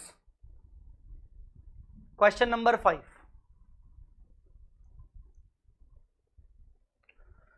On 31st March 2019, Chennai branch submits the following trial balance to its head office at Lucknow. Chennai branch ने अपना ट्रायल बैलेंस सबमिट किया लखनऊ को। क्या क्या किया भाई उसमें? सारे फिगर्स लैक्स में है, फर्नीचर इक्विपमेंट 18 लैक्स का, डेप्रिसिएशन, सैलरी, रेंट, एडवर्टीजमेंट, बेटा फॉरेन ब्रांच नहीं है, सारे अमाउंट रुपीज में ही है। Opening stock, goods receive from head office, debtors, cash at bank, carriage inward, credit balances, outstanding, goods return, sales, head office. बेटा ये जो है ना, ये जो खाता है ना, ये हमारे लिए इंपॉर्टेंट है, ठीक है ना? Head office account in the branch books is 80, so in the books of head office the branch account should also be 80, and head office account in the branch books having credit balance of 80, so in the books of head office, the branch account should be 80 as a debit balance. Reciprocal. ठीक है ना? इस बात को कितना समझे तुम लोग? समझ में आया भी कि नहीं? नहीं तो फालतू हाँ बस सर क्लियर है कर रहे हो. आगे, stock on 31st March 19 was valued at 62 lakhs. On 29 March, the head office dispatched goods costing rupees 10 lakh to branch. Branch did not receive these goods. इसका क्या करेंगे? इसका क्या करेंगे? ये हाईलाइट किया है. इसका क्या करेंगे? ब्रांच कुछ एंट्री पास करेगा क्या? बोलो, इस हाईलाइटेड पोर्शन का क्या करेंगे? ब्रांच कोई एंट्री पास करेगा क्या? ब्रांच कोई एंट्री पास करेगा कि नहीं करेगा? या फिर हेड ऑफिस को एंट्री पास करनी चाहिए? बोलो, या फिर हेड ऑफिस को एंट्री पास करनी चाहिए? Tell me. और एंट्री पास करनी चाहिए तो क्या एंट्री पास करनी चाहिए?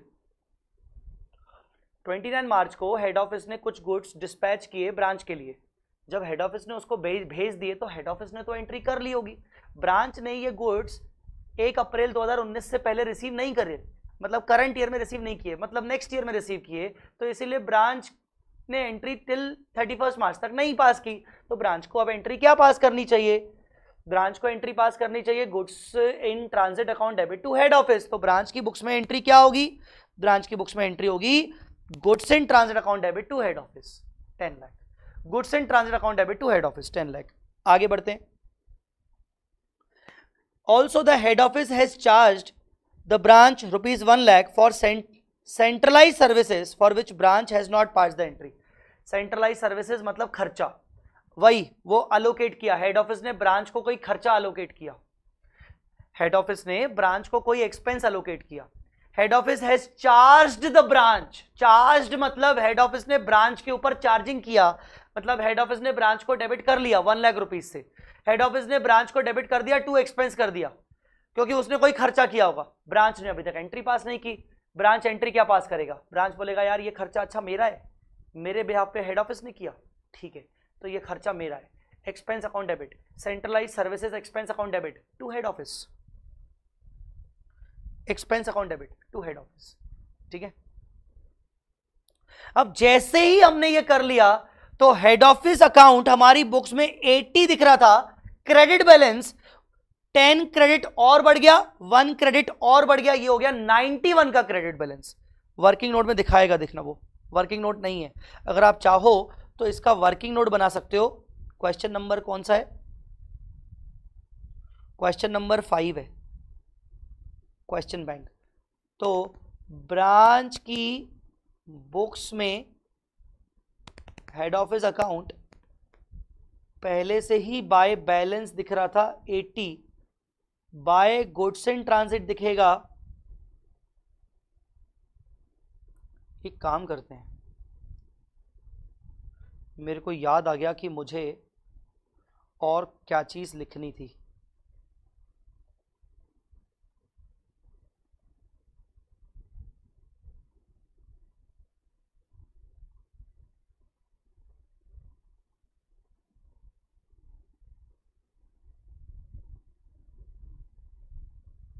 अबे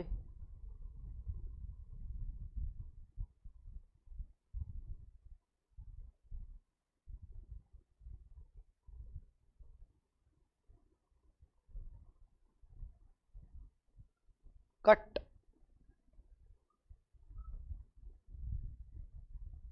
अरे पेस्ट. वाव,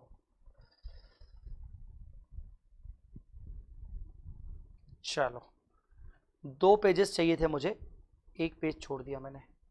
हाँ, तो बाय जीआईटी कितना 10, बाय एक्सपेंस कितना 1, तो ये हो जाएगा टू बैलेंस कैरिड डाउन 91. ये 91 का बैलेंस हो गया हेड ऑफिस का ब्रांच की बुक्स में. आगे, you are required to pass journal entry in the books of branch. हो गया. Prepare final accounts of the branch including balance sheet. बेटा जी एक बात बताओ, चलो चलो बोलो. फर्नीचर फिक्सचर ब्रांच के बैलेंस शीट में, डेप्रिसिएशन ब्रांच के P&L में. सर बैलेंस शीट में नहीं जाएगा, सुनो, डेप्रिसिएशन ट्रायल बैलेंस के अंदर दिख रहा है. मतलब डेप्रिसिएशन की एंट्री पास हो चुकी होगी।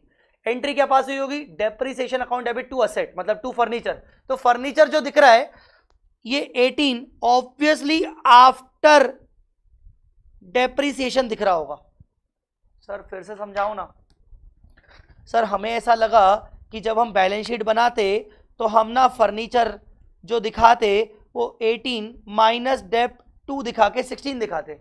ऐसा करना चाहिए ना बेटा, नहीं। अगर आप ऐसा दिखा रहे हो तो फर्नीचर कायदे से ज्यादा से यहां पर 16 होना चाहिए था बेटा। यहां पर आपके ट्रायल बैलेंस के अंदर डेप्रिसिएशन दिख रहा है, मतलब डेप्रिसिएशन की एंट्री ऑलरेडी हो चुकी है। और डेप्रिसिएशन की एंट्री अगर हो चुकी है, डेप्रिसिएशन की अगर एंट्री हो चुकी होगी तो एंट्री होगी depreciation account debit to furniture, to furniture, to furniture. तो टू फर्नीचर होने के बाद फर्नीचर का फाइनल बैलेंस 18 दिख रहा है, समझे कि नहीं? इसका मतलब यहां पर फर्नीचर दिखेगा 20 और यहां फाइनली 18 ऐसा दिखेगा। ठीक है, चलो उसके बाद salary P and L, rent P and L, advertising P and L, telephone P and L, sundry expense P and L, stock opening trading P and L. ठीक है, goods received, goods received, goods received trading P and L, debtors balance sheet, cash at bank, cash at bank, cash at bank balance sheet, carriage inward trading, outstanding expenses balance sheet, goods return trading में minus कर देंगे, sales trading, head office balance sheet वो भी किस figure पे? 91 पर। अब रुक जाओ, अब रुक जाओ, अब रुक जाओ। जब तुम ट्रेडिंग अकाउंट बनाओगे, ब्रांच का ट्रेडिंग बनाओगे, तो यहां पर टू गुड्स रिसीव्ड कितना दिखाओगे? टू गुड्स रिसीव्ड कितना दिखाओगे?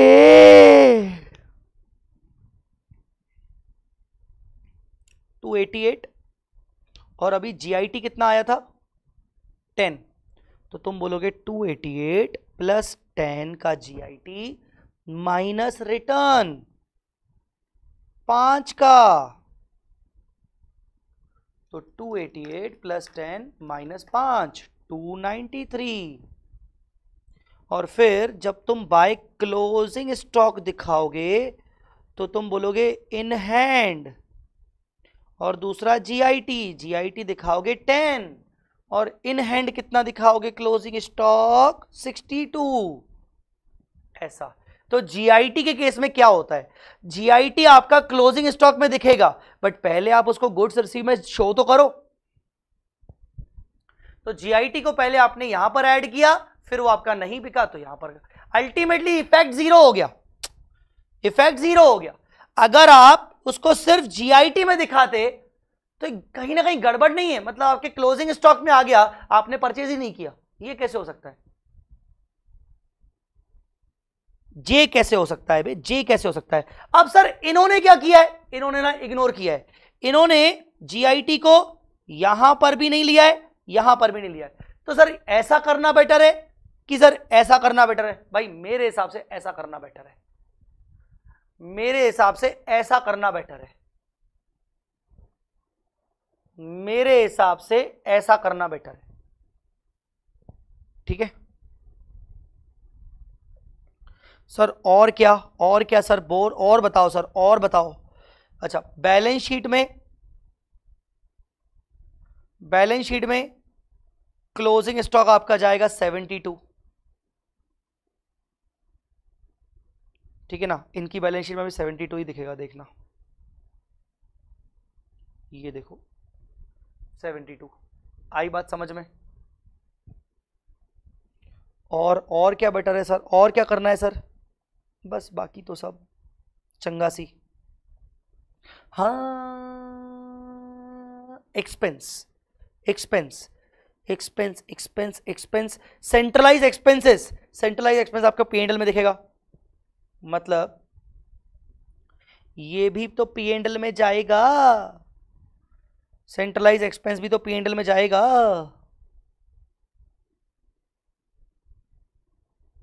सर नाम क्या है?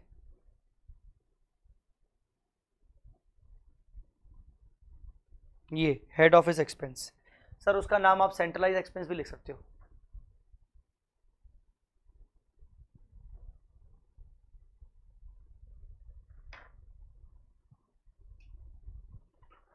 आई बात समझ में कि नहीं? शिवानी, थोड़े से मुझे लगता है तुम्हारे कॉन्सेप्ट हिले हुए हैं, तुम्हें डेबिट क्रेडिट का लफड़ा ही नहीं समझ में आता। तुम बोल रही हो कि सर लेकिन ऐसा क्यों, जीआईटी हम क्रेडिट साइड ही बताते हैं ना, तो डेबिट साइड क्यों बताया? शिवानी, गंदे लेवल पर तुम्हारे कॉन्सेप्ट हिले हुए हैं, थोड़ा सा समझ लो बात को। ये तुमने एंट्री क्या की जीआईटी की? तुमने जीआईटी की एंट्री की, GIT account debit to head office, तो तुमने जीआईटी को क्या मारा? डेबिट मारा। तो टेक्निकली जब भी तुम गुड्स परचेज करती हो तो एंट्री क्या करती हो? Purchase debit. जब तुम हेड ऑफिस से गुड्स लेते हो तो एंट्री क्या करते हो? Goods received debit. अब तुम्हें अभी तक नहीं मिला पर मिलेगा तो जीआईटी डेबिट। तो एक बात बताओ, तुम परचेज को डेबिट मारती हो, हाँ, फिर भी तो तुम परचेज को जाके ट्रेडिंग के डेबिट साइड पहले दिखाती हो ना नालायक। तुम गुड्स रिसीव्ड को डेबिट मारती हो तो तुम पहले उसको ट्रेडिंग में दिखाती हो। तो तुमने जीआईटी को भी डेबिट मारा तो तुम पहले उसको ट्रेडिंग के डेबिट साइड तो करो। अब ऐसे कैसे पॉसिबल है कि बिना गुड्स आए जीआईटी हो गए? पहले उसको डेबिट साइड में दिखाएंगे फिर ही तो वो जीआईटी होंगे ना, कि भाई इतने गुड्स आने चाहिए पर अभी तक आए नहीं है, तो वो क्लोजिंग स्टॉक में चले गए। यार थोड़ा सा तो कॉमन सेंस लगाओ, है ना। परचेज को डेबिट मारते हो तो ट्रेडिंग अकाउंट में डालते हो ना, टू परचेज करके। Goods received from head office trading account के डेबिट साइड में डालते हो ना, टू गुड्स रिसीव्ड। वैसे ही आपके जीआईटी पे तो डेबिट ही मारा है ना। समझा कि नहीं समझा? भले अभी तक रिसीव नहीं हुआ, रिसीव होने तो वाला है ना बॉस। इसलिए इंस्टीट्यूट ने क्या बोला? अच्छा, इंस्टीट्यूट का भी मेथड अपनी जगह पे सही है। इंस्टीट्यूट बोला साला मेरे को रिसीव ही नहीं हुआ, तो ना मैं इधर लिखूंगा ना मैं इधर लिखूंगा, रिसीव ही नहीं हुआ, बात खत्म, ट्रेडिंग के बाहर कर लिया। मैं बोल रहा हूं रिसीव अगर हो जाता तो यहां आता और वो part of GIT closing stock का पार्ट बन जाता, क्योंकि बिकता तो है नहीं। तो मैं ये बोल रहा हूं अगर रिसीव होता तो वो तुम्हारे 288 में जुड़ जाता, और ईयर एंड में तो बिकता ही नहीं वो, तो वो तुम्हारे क्लोजिंग स्टॉक में भी जुड़ जाता। ऐसा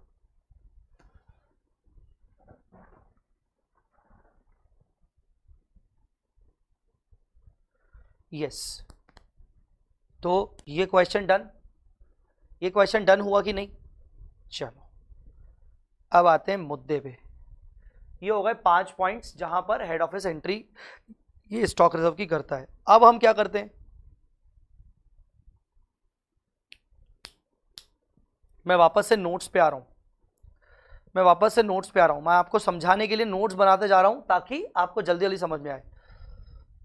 once branch account and head office account are reconciled, एक बार रिकनसाइल हो जाए, एक बार रिकनसाइल हो जाए, मतलब after all rectifications and adjustments, after all rectifications and adjustments, once branch account and head office account are reconciled after all rectifications and adjustments,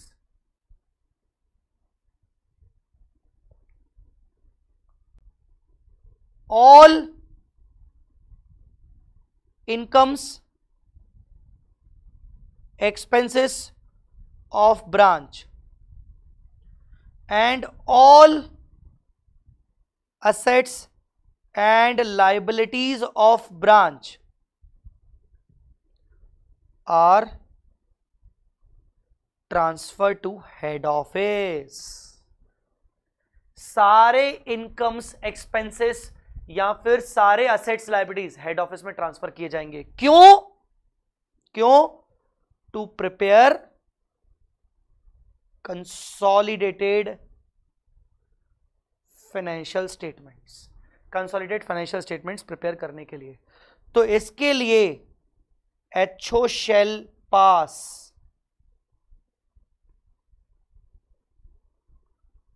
following entries. Head office को क्या एंट्री पास करना चाहिए? इसके लिए हेड ऑफिस को क्या entry पास करना चाहिए? इसके लिए हेड ऑफिस को क्या एंट्री पास करना चाहिए, टेल मी। सबसे पहले for incomes and expenses entry क्या करना चाहिए, एंट्री करना चाहिए ब्रांच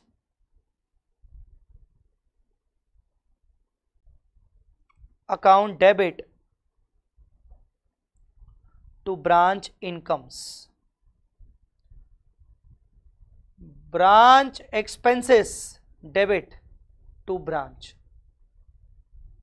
हेड ऑफिस क्या बोलेगा, ब्रांच की इनकम मेरे पास, अच्छा वो डायरेक्टली इनकम नहीं बोलेगा, वो ब्रांच आगे लगाएगा वर्ड, क्योंकि हेड ऑफिस अब ब्रांच की इनकम को अपनी बुक्स में ऐड कर रहा है, तो उसकी बुक्स में ऑलरेडी उसकी खुद की इनकम दिख रही है, तो अगर वो फिर से इनकम कर लेगा तो मिक्स एंड मैच हो जाएगा, वो मालूम ही नहीं पड़ेगा क्या ब्रांच का था क्या हेड ऑफिस का था, तो इसलिए वो ब्रांच इनकम बोलेगा, वो ब्रांच एक्सपेंस बोलेगा, वो ब्रांच असेट बोलेगा, वो ब्रांच लायबिलिटी बोलेगा। सब कुछ रिकंसाइल करने के बाद हेड ऑफिस अब उसके सारे आइटम्स को अपने पास लेगा, ठीक है ना, सारे एक्सपेंसेस को अपने पास लेगा। अंडरस्टूड और नॉट। अब पता है एक शॉर्टकट बताऊं, कभी कभार क्या होता है, आप इंडिविजुअली ब्रांच इनकम्स और ब्रांच एक्सपेंसेस को इंडिविजुअली ट्रांसफर करने के बजाय आप डायरेक्टली ब्रांच का P&L ले लेते हो, तो यहां पर मैं लिखूंगा sometimes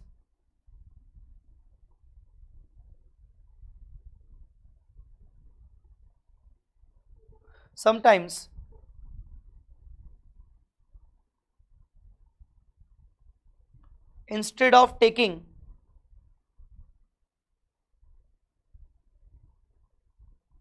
individual incomes and expenses, head office directly takes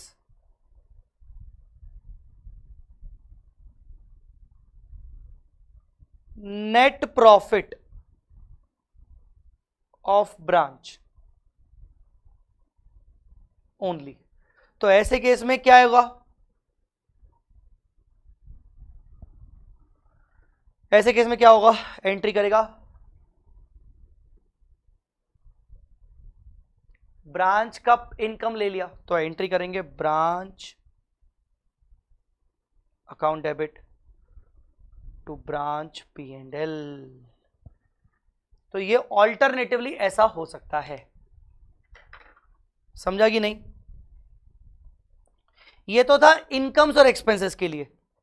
asset liabilities के लिए for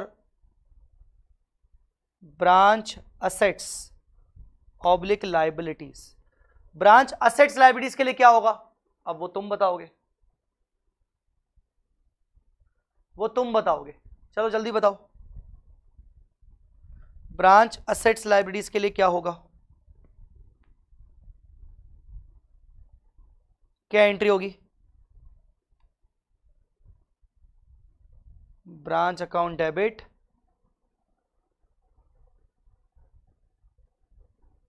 to branch liabilities, branch assets debit to branch. Rekha Singh branch account debit to branch asset क्यों करेगा हेड ऑफिस, है क्या नींद में हो क्या, है नींद में हो क्या नालायक, असेट को तो वो डेबिट करेगा ना,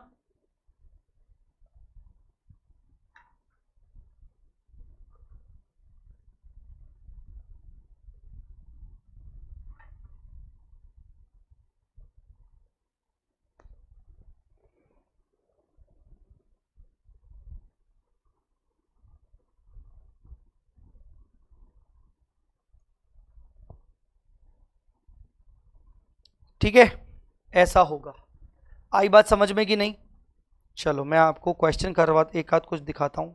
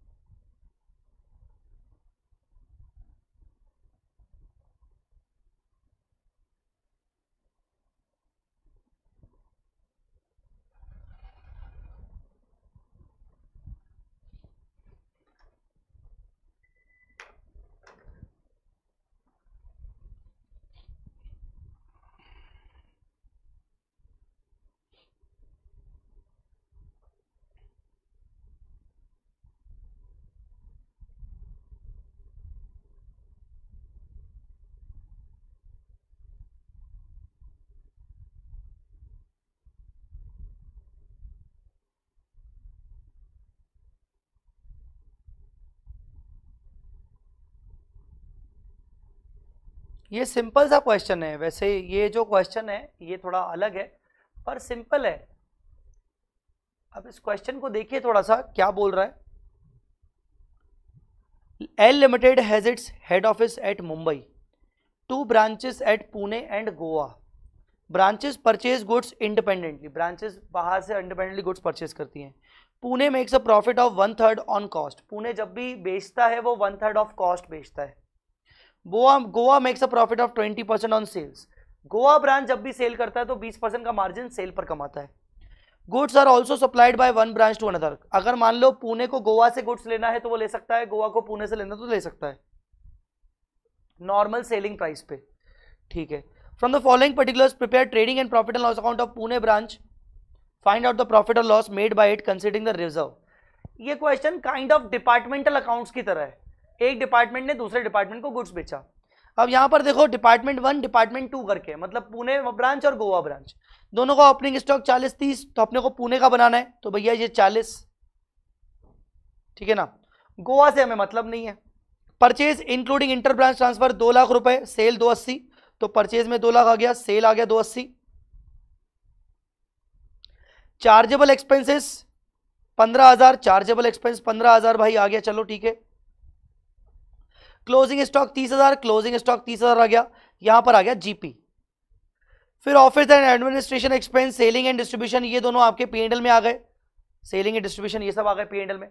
बट अब करना क्या है, करना सिर्फ इतना है, अब ध्यान से देखो, opening stock of Pune branch include goods of ₹10,000 invoice from Goa. अगर पुणे ब्रांच को गोवा से 10,000 के गुड्स आए तो गोवा मुझे बताओ कितना प्रॉफिट कमाता है, गोवा 20% प्रॉफिट ऑन सेल कमाता है।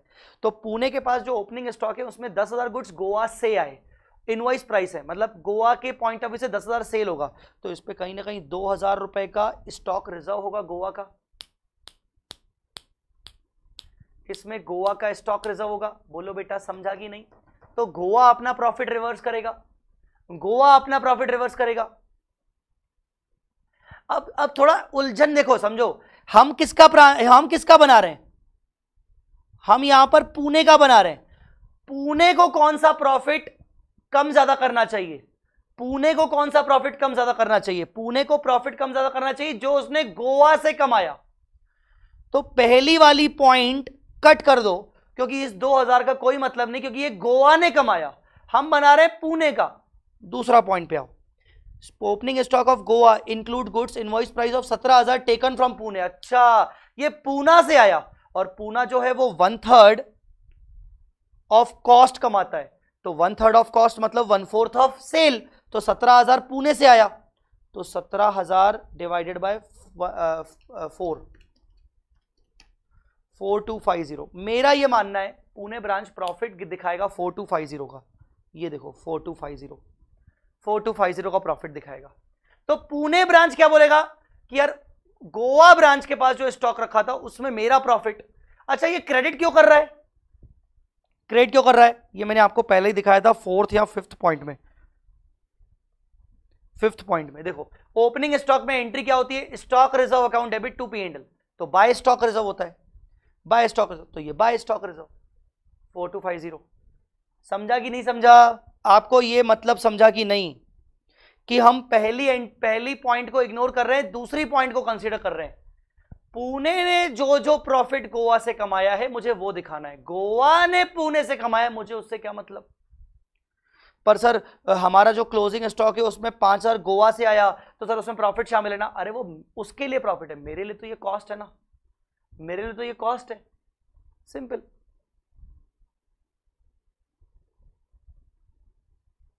वैसे ही Pune branch sales includes transfer of goods to Goa 20,000, हाँ तो ये 20,000 हमने सेल्स में दिखा दिया, ठीक है। Closing stock at Goa branch includes 4,000 invoice price.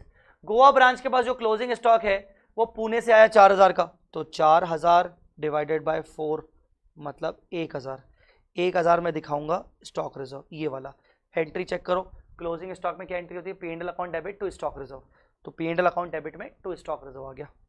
For realise profit in closing stock lying at Goa branch के पास जो स्टॉक रखा है उसमें पुणे का प्रॉफिट है, वो स्टॉक नहीं बिका तो पुणे अपना प्रॉफिट रिवर्स करेगा।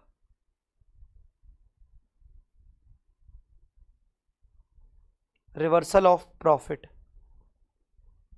Pune profit on unsold Goa stock. तो ये इतना इजी था, बहुत इजी था, बहुत इजी क्वेश्चन था। मुझे बताओ इसमें कोई तकलीफ, मुझे बताओ इसमें कोई तकलीफ, टेल मी, इसमें कोई तकलीफ?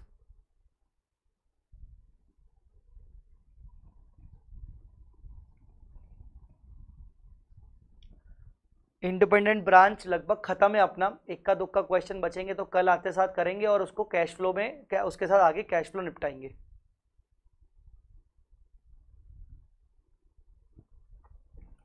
ठीक है, चलो और देखते हैं और क्या है, और क्या है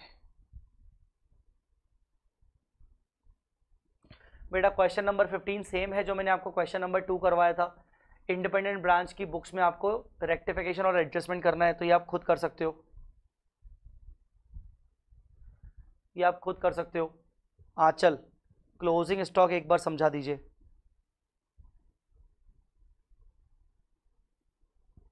गोवा ब्रांच के पास क्लोजिंग स्टॉक रखा है 4000 जो पुणे से आया, पूरा लिखा नहीं है अच्छे से, stock includes goods of 4000 from Pune, Pune से आया तो पुणे ने प्रॉफिट 4000 के ऊपर कितना कमाया होगा, 1/4, क्योंकि पुणे का जो प्रॉफिट होता है वो 1/3 ऑन कॉस्ट होता है और ये इनवॉइस प्राइस है, मतलब इतने पे बेचा होगा तो पुणे अपना प्रॉफिट हटाएगा 1000 का।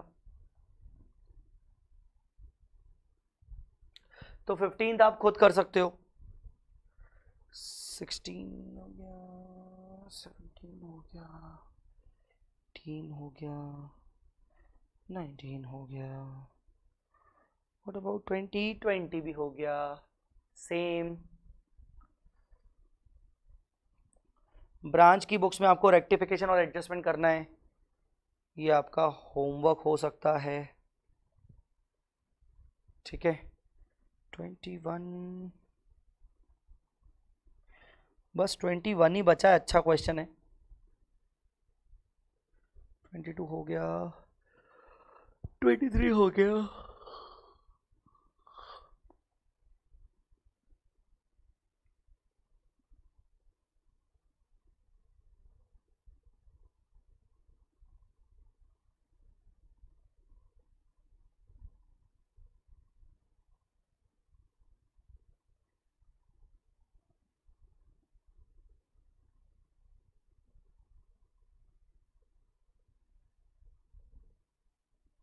अच्छा एक बात बताओ, मैंने आपको ये बताया कि एक बार जब ब्रांच और हेड ऑफिस के अकाउंट रिकनसाइल हो जाएं तो हमें सारे इनकम एक्सपेंस असेट और लायबिलिटी को हेड ऑफिस को ट्रांसफर करने पड़ते हैं, तो हेड ऑफिस ये सारी एंट्री पास करता है।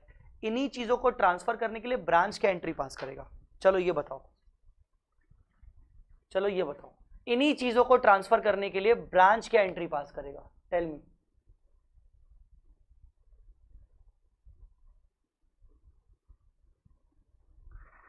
ब्रांच क्या एंट्री पास करेगा, जैसे हेड ऑफिस वहां से लेके आ रहा है इनकम तो वो अपनी बुक्स में इनकम को क्रिएट करेगा, एक्सपेंस को डेबिट करेगा, असेट को डेबिट करेगा, लायबिलिटी को क्रिएट करेगा। पर हेड ब्रांच तो दे रहा है इनकम, ले भाई ले जा, एक्सपेंस ले जा, असेट ले जा, लायबिलिटी ले जा, तो ले जाने की एंट्री ब्रांच क्या बोलेगा, भेजने की एंट्री क्या करेगा, अपोजिट करेगा कि नहीं करेगा? तो बताओ ब्रांच क्या एंट्री पास करेगा, ब्रांच क्या एंट्री पास करेगा, income account debit to head office account debit to expense, head office account debit to asset, liability account debit to head office. Clear है कि नहीं? ये जो क्वेश्चन है ना ये उसी टाइप का क्वेश्चन है। देखो क्या लिखा है, Manohar of Mohali has a branch at Noida to which goods are supplied from Mohali but the cost thereof is not recorded in the head office books. On 31 March 2020 the branch balance sheet are as follows. Branch की balance sheet में क्या क्या दिख रहा है, creditor, head office, debtor, building extension account, closed by transfer to head office. अच्छा मतलब ऐसा है कि नोएडा ब्रांच जब भी बिल्डिंग के ऊपर खर्चा करती है तो वो एंड में हेड ऑफिस को दे देती है, मतलब बिल्डिंग का खाता कौन मेंटेन कर रहा है? Head office. और cash balance during the 6 months ending 30/9 following transaction took place at Noida. Noida branch है भाई आपकी, तो नोएडा में क्या क्या ट्रांजेक्शन हुए? सेल हुआ, परचेज हुआ, वेजेस पेड हुए, सैलरी देखो सैलरी हुआ 15,600 का, जिसमें एडवांस सैलरी शामिल है। तो अगर एडवांस सैलरी शामिल है तो वो एडवांस अलग से दिखाना चाहिए, आप पूरा सैलरी में दिखा रहे हो, तो क्या करेंगे? एक एडजस्टमेंट एंट्री। सैलरी के अंदर 15,600 शामिल है, जबकि उसमें 5,000 एक्स्ट्रा सैलरी दे दी है एडवांस फर्दर पीरियड की, तो सैलरी से हटाओ और एडवांस में बुक करो। क्या एंट्री पास करोगे? Advance salary account debit to salary, advance salary account debit to salary. Clear है कि नहीं? जनरल एक्सपेंस ठीक है। Fire insurance paid for 1 year, अगर ये 1 साल का है तो हमें तो 6 महीने का इंश्योरेंस दिखाना है, तो बाकी के 6 महीने का प्रीपेड इंश्योरेंस हो जाएगा। तो prepaid insurance account debit to insurance, prepaid insurance account debit to fire insurance, prepaid insurance account debit to fire insurance. इससे क्या हुआ? इससे आपका सैलरी 5,000 से गिर गया, इंश्योरेंस आपका आधा गिर गया और आपकी उतने से एसेट बन गई। ठीक है। रेमिटेंस टू हेड ऑफिस ठीक है। Manager salary, cash from debtors, discount allowed, discount earn, cash paid to creditor, building account, further payment. Noida branch ने बिल्डिंग के ऊपर फिर से पैसा खर्च किया, तो ये बिल्डिंग को वो हेड ऑफिस में ट्रांसफर कर देगा। Cash in hand, cash at bank, set out the head office account in head office Noida books and the branch balance sheet. अब आपको ब्रांच की बैलेंस शीट बनानी है।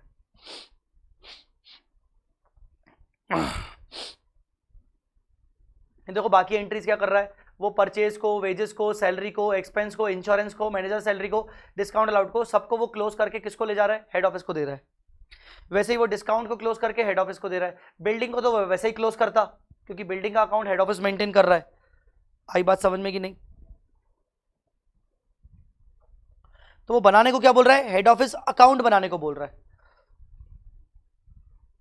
अगर हमें हेड ऑफिस अकाउंट बनाना है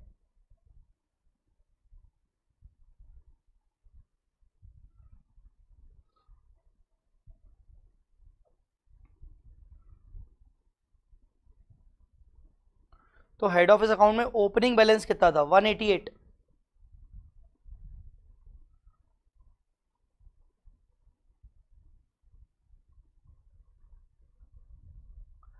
वो बिल्डिंग को ट्रांसफर करेगा 14,000 की, तो head office account debit to building.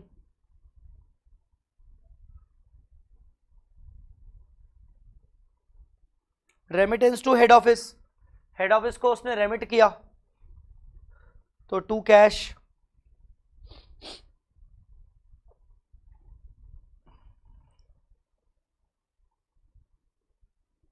और इसके अलावा वो सारे एक्सपेंसेस और इनकम्स को ट्रांसफर करेगा, वो सारे एक्सपेंसेस और इनकम्स को ट्रांसफर करेगा, जैसा वो कर रहा है।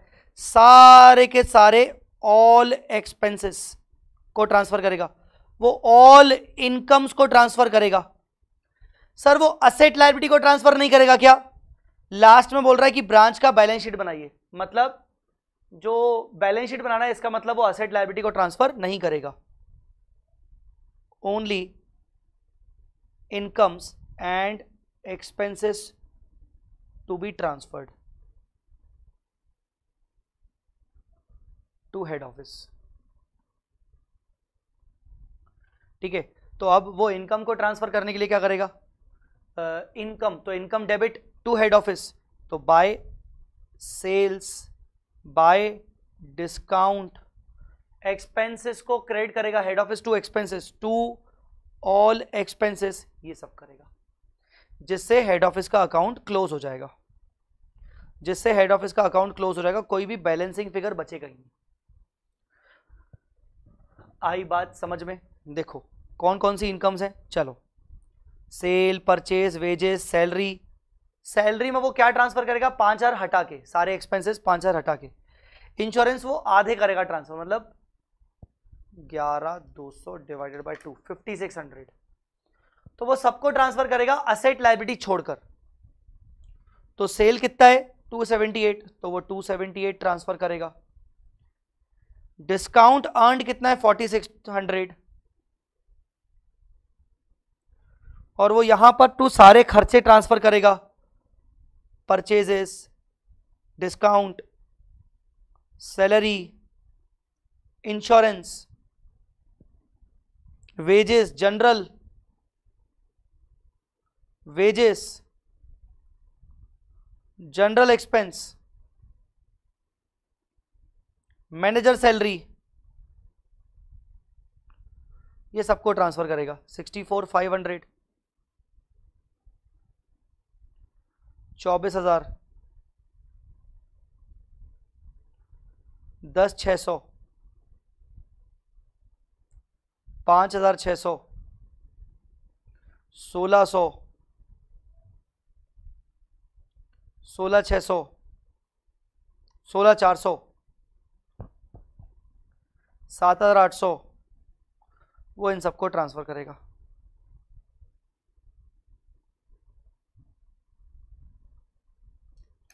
$188, $278, $4,600 minus $14,000 minus $52,900, $64,500, $16, $10,600, $5,600,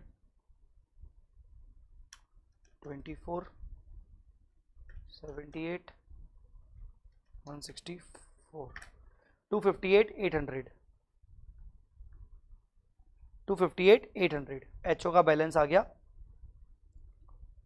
to balance carried down 258,800 और हम इसको दिखाएंगे बैलेंस शीट ऑफ ब्रांच में। अब क्या क्या बच गया बैलेंस शीट के लिए, सोचो क्या क्या चला गया। सेल चला गया, परचेज चला गया, वेजेस चला गया, सैलरी चला गया, पर एडवांस सैलरी 5,000 दिखेगा। जनरल एक्सपेंस चला गया, फायर इंश्योरेंस चला गया, पर प्रीपेड दिखेगा 5,600। ठीक है, मैनेजर सैलरी चला गया। ठीक है, कैश इन हैंड दिखेगा, कैश एट बैंक दिखेगा, बिल्डिंग चला गया। ठीक है, अच्छा अब और क्या दिखेगा। क्रेडिटर का बैलेंस कितना था 6200, क्रेडिटर का बैलेंस कितना था 6200। तो क्रेडिटर का बैलेंस के लिए आप क्या करोगे, क्रेडिटर अकाउंट बनाओगे। ओपनिंग बैलेंस कितना था 62,000, हमने परचेज किया था क्रेडिटर से 64,500, हमने उनको पेमेंट कितना किया क्रेडिटर को, पेमेंट है क्या कुछ, हाँ 88,500। तो ये 88,500। तो बताओ क्रेडिटर का क्लोजिंग बैलेंस, अरे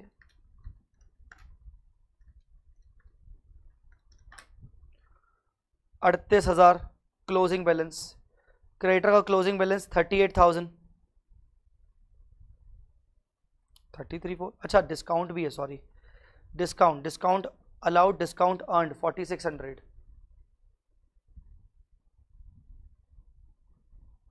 डिस्काउंट मिला मुझे डिस्काउंट मिला ना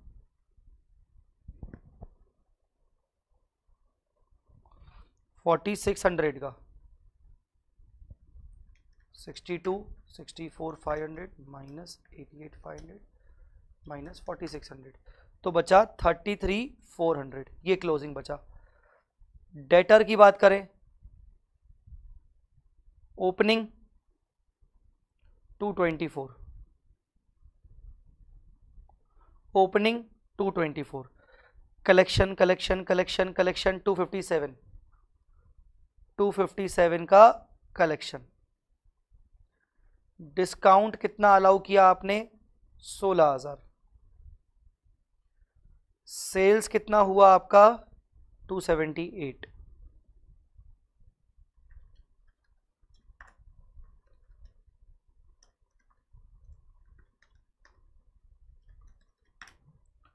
तो 229 का डेटर्स, 229 के डेटर्स, 229 के डेटर्स हो गए, क्रेडिटर्स हो गए, हेड ऑफिस हो गया, salary, advance, prepaid, business extension कुछ भी नहीं। अब बचा आपका cash in hand and cash at bank. तो कैश इन हैंड आप सेम डाल दो और कैश एट बैंक आपका बैलेंसिंग फिगर आ जाएगा, या फिर आप बैंक अकाउंट बना लो। जो बैंक अकाउंट में आप ओपनिंग दिखाओगे 47। फिर आपको कलेक्शन मिला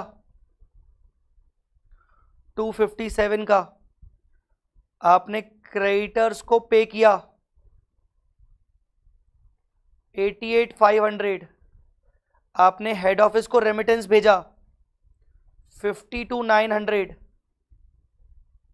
और ऐसे ही आपके इसके अलावा कई सारे खर्चे जो कि वेजेस पे किया, सैलरी किया, इंश्योरेंस किया, तो यहां wages, salary, insurance 15, salary 15,600, insurance 11,200, wages 24,000। ये तो आपका सब कैश का बैलेंस निकलेगा ना। Manager salary 16,600, 16,400 sorry. बिल्डिंग में आपने 14,000 पे किए खुद से खर्चा करके। That's it. तो आपका ये बैलेंसिंग फिगर, बैंक का बैलेंसिंग क्लोजिंग आ जाएगा। ये देखो ये सारी चीजें, तो आपका बैंक का क्लोजिंग बैलेंस आ जाएगा 47। 47 पहले भी था, 47 अभी भी आ गया।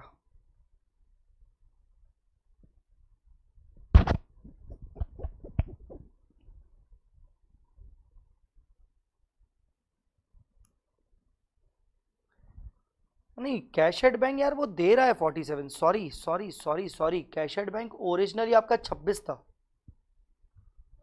तो ये 26 था,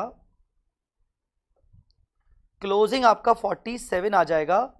और इवन ये आपको अकाउंट बनाने की जरूरत भी नहीं पड़ेगी, क्योंकि क्लोजिंग बैलेंस दिया हुआ है। मुझे ऐसा शक हो रहा था कि क्लोजिंग बैलेंस नहीं होगा, पर उन्होंने दिया हुआ है क्लोजिंग बैलेंस, ये वाला दिया हुआ है, तो कैश अकाउंट बनाने की भी जरूरत नहीं पड़ेगी। आप बना रहे हो तो ठीक है, पर वैसे जरूरत नहीं पड़ेगी, ठीक है। एनीवेज, तो ये बाकी चीजें बैलेंस शीट में आ जाएंगी।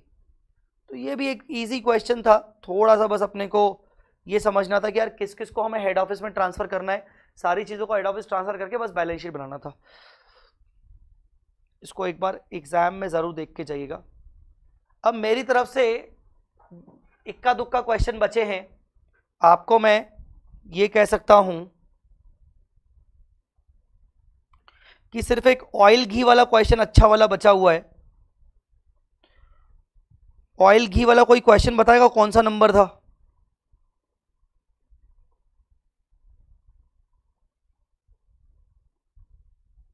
सेवन। और एक नंबर 1 क्वेश्चन बचा हुआ है। नंबर 1 पता नहीं इंडिपेंडेंट का या किसका है, पर इजी लग रहा है क्वेश्चन, तो एक बार ये ट्राई एट होम कर लेना।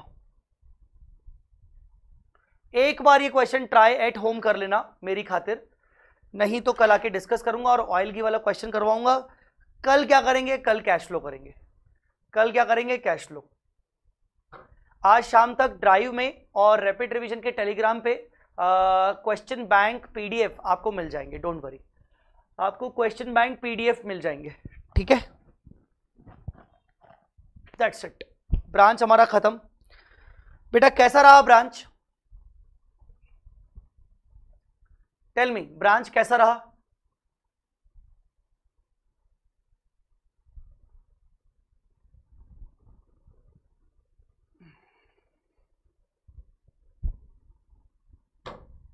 दिल से बताना, मतलब मुझे फीडबैक चाहिए, क्योंकि मेहनत करनी पड़ती है आपको पढ़ाने के लिए, बहुत तकलीफें भी हो रही हैं, अभी बहुत सारी बैचेस चल रही हैं, उसमें से बीच में से समय निकाल के ये 1.5-2 घंटे, मतलब ना लिटरली शरीर की हालत खराब हो जाती है। Superb, amazing, superb, wonderful, thank you, amazing. एक काम छोटा सा कर लो, अगर आपको अच्छा लगा तो इस चैनल को सब्सक्राइब करो, साथ साथ मेरे चैनल को भी सब्सक्राइब कर लेना, सीए जय चावला, और प्लीज़ ये वीडियो अपने दोस्तों के साथ शेयर करो, प्लीज़, ये रिक्वेस्ट है। ये पूरी प्लेलिस्ट अपने दोस्तों के साथ शेयर करो प्लीज़, एक रिक्वेस्ट है। बहुत हेल्पफुल था सर, क्वेश्चन बन रहे हैं सारे with your method, all concepts are clear, सब कंसेप्ट क्लियर हो गए, थैंक यू, इंटरेस्टिंग, अमेजिंग, चलो बहुत बढ़िया। प्लीज सबके साथ शेयर करिएगा।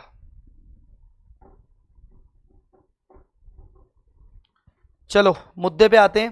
कल मुलाकात करेंगे। एक ही क्वेश्चन बचा हुआ है, वो ऑयल घी वाला, क्वेश्चन नंबर 7 है लगभग।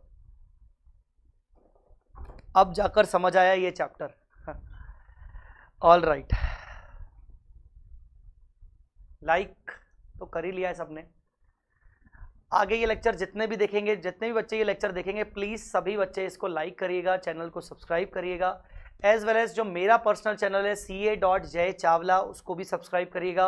और ये पूरा प्लेलिस्ट, ये सारे लेक्चर्स जरूर अपने दोस्तों के साथ शेयर करिएगा, ठीक है।